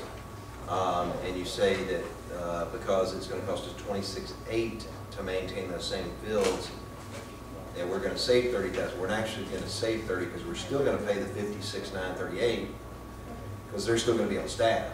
correct. They're just going to be doing other things, and there's where your addition is. It's a pure addition. Sorry on that, I shouldn't. I said, what are they going to be doing? Yeah, exactly. No, I mean, that was my next question. I have that, I have that list, if you go through the packet. I put this together because this is what Commissioner Gallick had asked, to see the cost difference between what we currently pay with the employees performing the service and what it cost us for the contractor to perform the service. So maybe I misspoke in saying that it's actually a savings, but our cost as far as just mowing, we will be spending $41,000 less on just mowing, going with a contracted service. Now, we would still retain those employees. And I'm all about savings, but the only way we could save is to terminate an employee. And, you know, if we feel like reduction of our FTE here and replacing that with a contracted service is going to save us this amount of money, then that's fine, but that's not what we're talking about. We're talking about retaining those FTE. So the question becomes, what Commissioner Roman said is, hey, what are they going to be doing? Right, and that's laid out. The first, if you flip to the second page in the packet that Jim passed out, the first 2 pages, there are the wastewater department's duties and responsibilities. And this is just a general list of things that they do daily, weekly, and then preventative maintenance that they should be doing, but don't have the staff or the time to do because they're limited. And it's not just the mowing, but that is one thing that could relieve them to do more specialized wastewater type work. So you can read through those if there's any questions. A lot of it, I divided up between responsibilities at the wastewater treatment plant. There are also responsibilities in the collection system. They typically are working on a lift station every day. It may be a 1 or 2 hour fix. It may be an 8 hour fix, but they typically are having to work on something, a pump or a valve or something in the collection system as well as at the treatment plant, pretty much every day. So when you don't see them, that's actually a good thing because that means everything's running right. So it just takes a lot of maintenance. How many total employees is this going to dedicate to the sewer treatment plant? How many is it? We have 3. So the 3 employees are responsible for these duties. We have 1 supervisor and 2 technicians. So they don't do the plant plus mow the IH park and the other parks. They're a different employee than most of the parks. The parks, yes. So the parks what employees those mow the people park. do? Flip to page 4. And Robbie put together a list, actually 3 pages of projects that he needs the parks maintenance crew to be performing that haven't been performed in the past because all they've been able to do is mow. They're doing good to keep up with the mowing as it is. So he put together a list of tasks that you can go through. He broke it down by park of what he would have those employees doing if we contracted the mowing services out. So I feel like it's justified to bring on the contract for mowing because we have so many responsibilities in both wastewater and parks that aren't being able to be performed because they're doing other tasks, and one example is mowing. Mr. Where will this be in the budget? So is this going to go into park and recreation budget? Because they're taking the park and recreation people that used to do a lot of this stuff that were allocated in that budget and now paying more money. So where will that be? Under Parks and Rec? I'm assuming this would this fall under the same line item as the right-of-way mowing, or would you? Currently, our entire mowing contract is in public works. Which has been traditionally mostly right-of-way mowing, so that would be within the streets. Yeah, and we could allocate it however, I know, but we paid 2 people that were in parks. They were out of parks, right? Taking money out of that. And now they're not going to be doing that anymore. So some of those funds that we're going to be spending, additional funds, are now doing some of the things that those gentlemen did. Shouldn't that go into Parks and Rec and be out of their budget if that's it can be allocated. Yeah, we can certainly allocate it. I just want to make sure things are constant. Don't say, okay, we're going to put this over here, this is going to be new money, and come out of something and not account for it, so you don't know how to. We could certainly increase the Parks and Recreation budget by the $26,800 to allocate that portion there. I also had one other question. So then Robbie would then decide what these 2 individuals do? Correct. As far as the parks employees. And how do we ensure that they're not just doing a lot of athletic field stuff? Well, I guess, do you want to answer? I can do that. The park board on Tuesday night discussed their annual parks maintenance plan, and all these tasks come straight over there. So we're following that plan. And one of the reasons why we talk about it Tuesday night, and that maintenance plan will be coming forward to this body shortly. It's one of the things we need for the grant, the LPRF grant, so we have a plan to take down some of these tasks. So they are following a plan. So yeah, the day-to-day operation would be dictated, overseen by Robbie, who's under me, obviously, but there is a plan to follow. And I think to address the mayor's question, this is definitely an increase in services.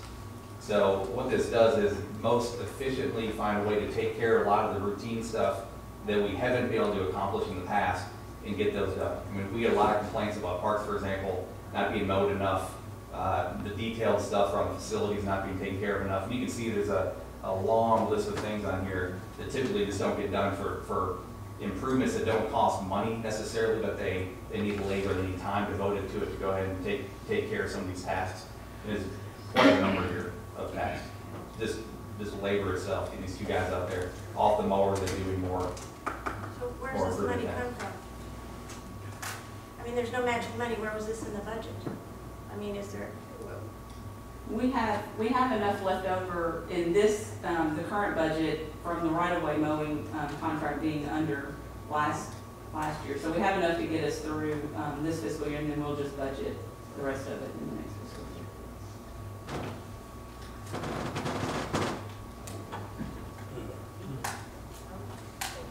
We've hired a financial planner, now we're hiring. I mean, really, man. I will say with the wastewater department, I can speak for them because they're under me, but most of their activities take at least 2 guys because it's confined space. And so having only 3 members on staff, it's very difficult for them to get a lot done without it being either all 3 of them. If 2 of them have to go do something, then you've got 1 person left. So with the mowing, I mean, that's just one more stressor on that department. And preventive maintenance, we really should be doing, we should cut down on our repairs that we're constantly putting out fires rather than being proactive. I feel like right now I'm hiring helpers to help the helpers, but I'll tell you, I don't mind. I like us investing our money at the ground level where it's going to really impact services and we're going to provide a better product. But I mean, there's the other end of the seesaw that is the city hall side, people in the offices here, and you know, I'm kind of the one that is in the give and take, and if I give this, you know, I'm going to be looking real hard at the budget, and you know, it is what it is. You know, I don't want us to bust the budget, and I'm not beyond suggesting a position cut at City Hall within these offices. That's just the cold hard truth of it. So, all right. Commissioners? I was just going to say that I'm going to be voting no, only because I'm in favor of hiring people that we can have some sort of influence over. So I would be in favor of hiring somebody to give them this to-do list on a part-time basis. I mean, we got the summer coming up. We may be able to find some people. You said it was just labor that we need. So, I see the merits of both sides, but I would be in favor of creating a position at City Hall that help us take care of our to-do list on a part-time basis. Can I say one thing too?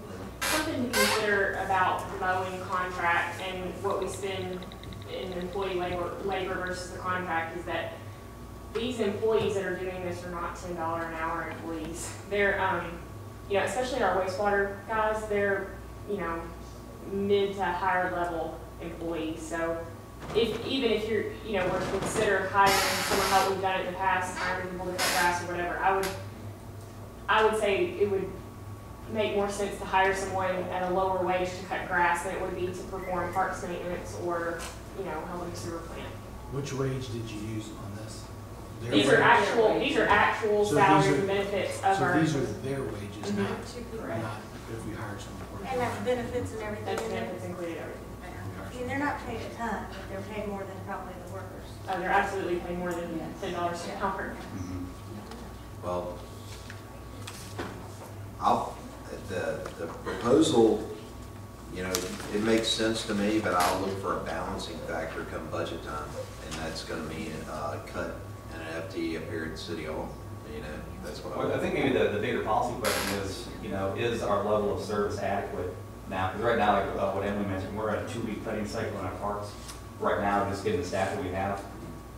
And it's, you know, we get a lot of complaints. I mean, commissioners have complained about it before. Members of the public have come up and talked about the condition of our parks. And this was one way to get proactive and improve them at a lower cost, more efficient basis. Now we could, you know, turn the mowing back over, continue how we've done in the past few years, understanding that the level of service is going to be a cut every 2 weeks, and a lot of these tasks are going to be probably held off till next winter, or, you know, getting some, you know, some temps. But again, we put the temps in charge of a, you know, parks task that typically our parks guys do. You know, there's still a cost involved in that. So, if we do this, I would like to see some benchmarks and some checklists that says this is fixed, this is fixed, this is fixed, and what has been done, so we can measure it. Our parks do need a lot of stuff, but I am really, I mean, as far as parks and recreation, I do not want to see these guys go out and put white marks on a field. I don't want to see them doing that stuff. That's different. This is, to me, about the front porch of our city. It's about, you know, the roadways and making sure, you said they would be edged. That's a step above what we had, because nobody didn't edge anything. But if they're edged and they look nice, that does benefit the city. And if we can fix our parks up, because most of the parks are really in bad shape. They really are. But again, I don't want it going to athletics. I know that's something we're building, but I don't want it going there. Go ahead. I mean, well, for that example, field lining is a labor-intensive task that we have to do. If we have a league, a soccer league, or a t-ball league, you know, we have to spend time lining fields and maintaining fields after every cut. So that, I mean, that's a. I get it, but you know what? We hired Robbie to start a department, and now he's got Kim, and now he's got this person, and he's got a part-time person that's helping him with stats and all this other stuff. I'm not saying it's easy, but we hired him to start a department. That's going to mean roll up your sleeves and do a lot of elbow grease. That doesn't mean I'm going to hire all these people to do things for me. That's not what I signed up for a park and recreation program. We didn't have all these people when Brenda and Joy were here. I mean, it was them, and yes, they needed help, but they don't need all of this help. So that's just my 2 cents. I will add, on this resolution, this is for right-of-way as well as the park. So instead of, we may want to suggest a revision, unless you want to rebid the whole project. We can reduce it to right-of-way. The problem with rebidding it is we're going to be needing grass cut in probably the next couple of weeks, especially with all this rain. So rebidding is another month plus coming back to you guys. So just keep that in mind, that this resolution is actually for the whole contract, including right-of-way. I didn't include it because really the discussion is parks and sewer. Okay, Commissioner Rowan? I'll yield to Jessica, she's had her hand up. Yeah. I wanted to point out one more thing. We do have a budget for temporary wages that we hire in summer, and a lot of that is spent cutting grass and weeding.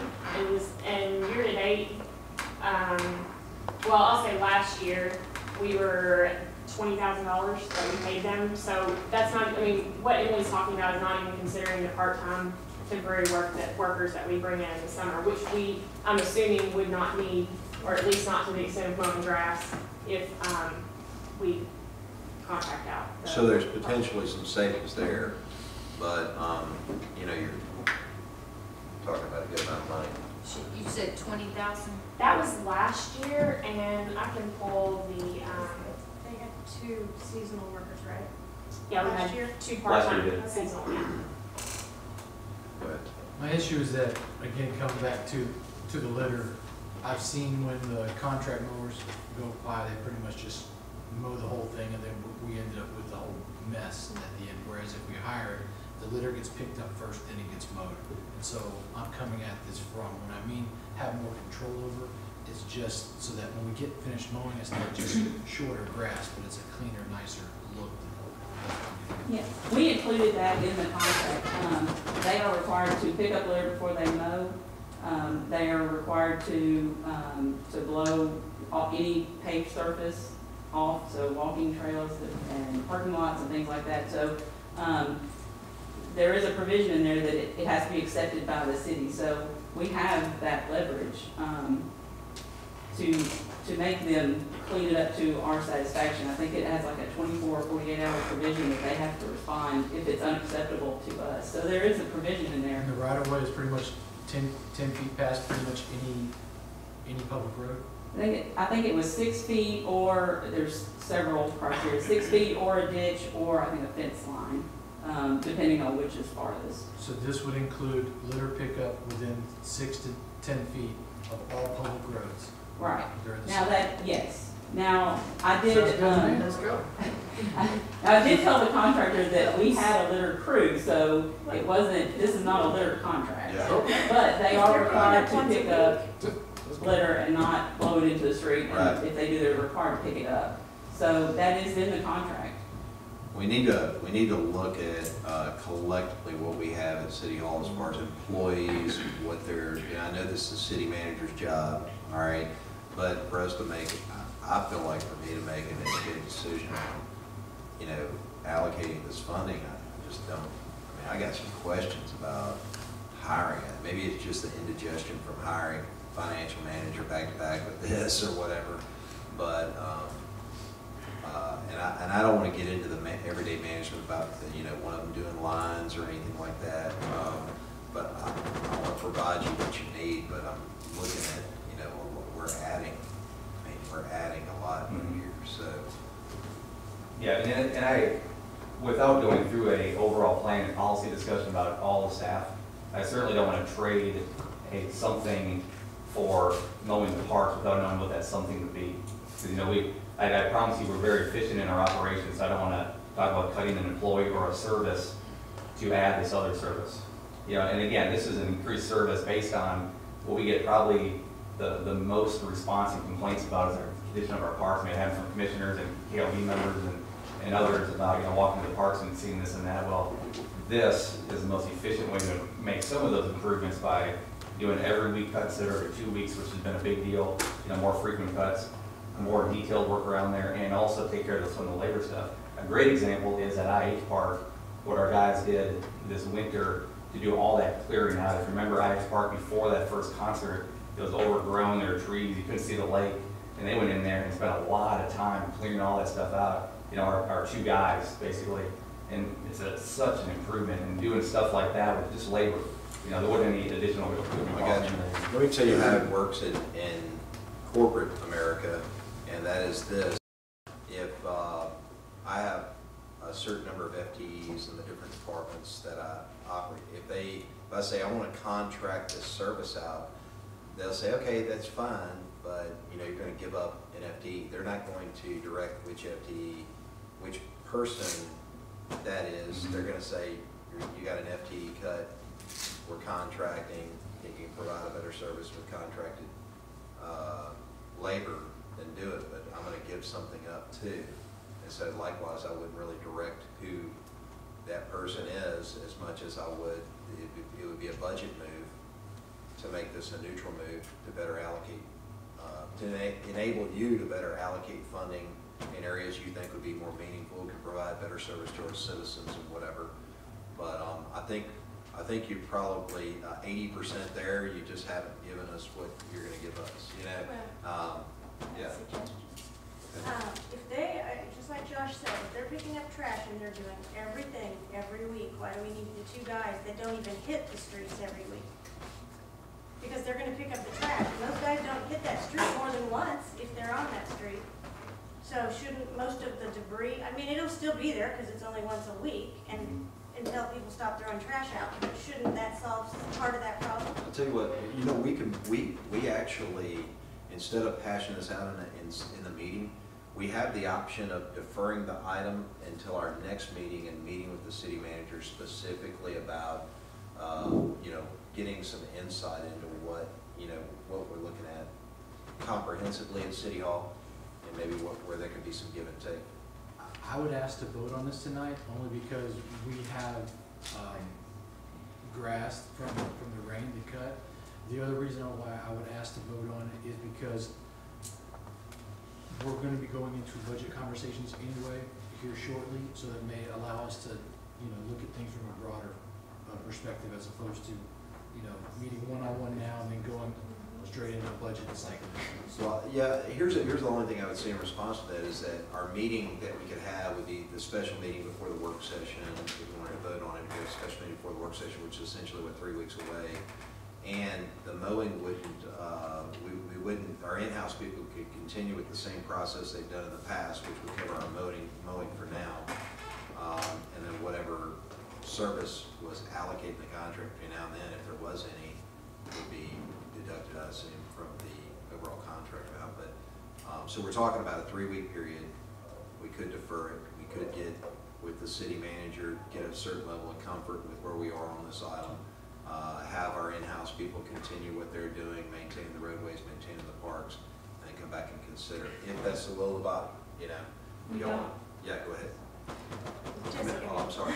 I just wanted to point out, I told you I would get you that number. We have spent right at $20,000 already this fiscal year on temporary employees for mowing. That was through last summer. We budgeted $30,000 for the year, so we have $10,000 left, and we are about to start up again, and we would be hiring those temporary employees. So $30,000 is what we budgeted last year for camp help, and we're talking about $34,620.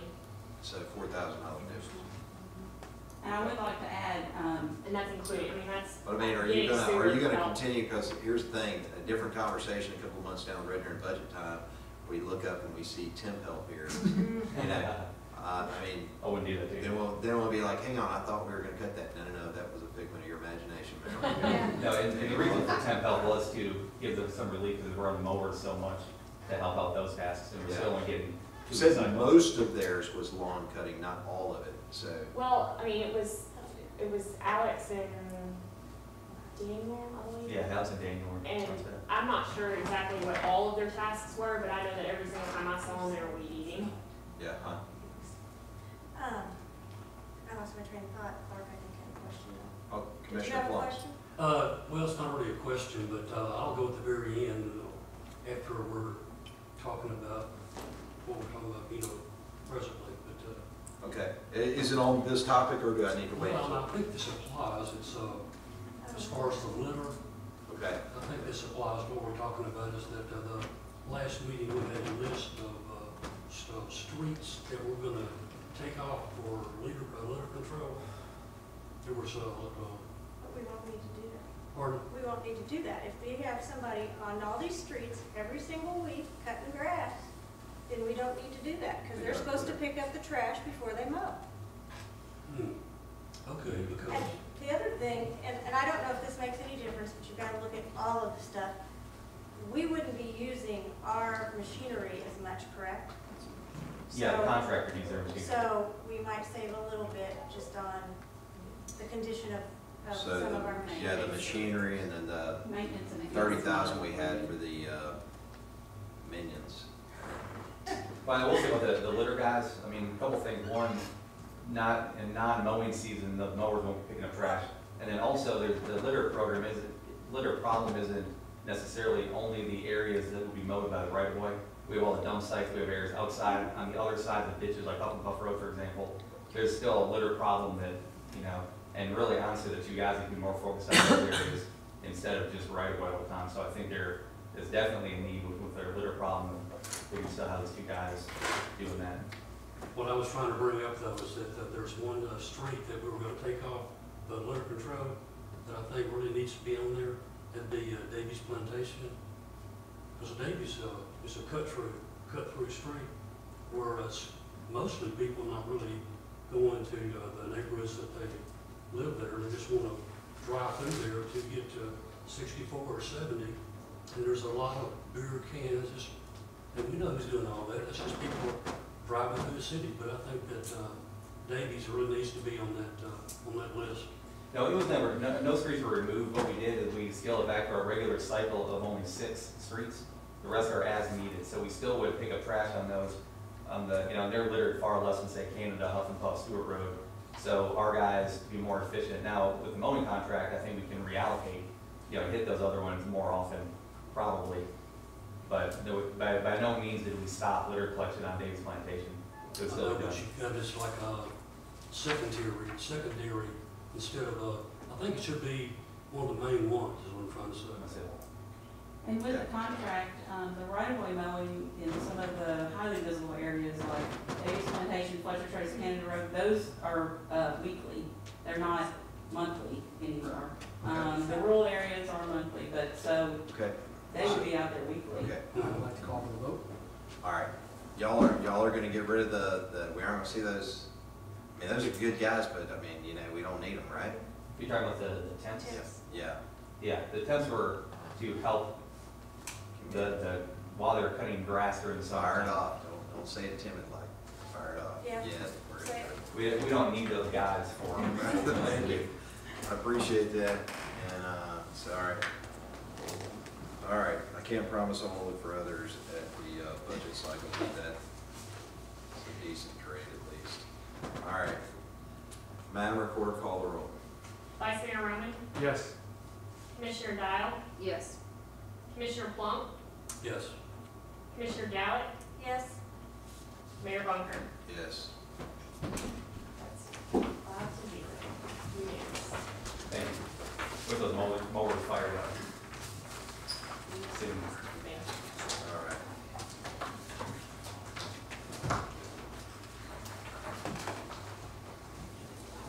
All right, do we have any other items come before the committee? We got public discussion.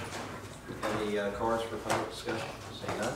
Do I have any comments, any announcements from commissioners? Seeing none. Motion to adjourn? I have a motion by Commissioner Rowe. Do I have a second? Second by Commissioner Gallick. Any objection? Without objection, so ordered. We are adjourned.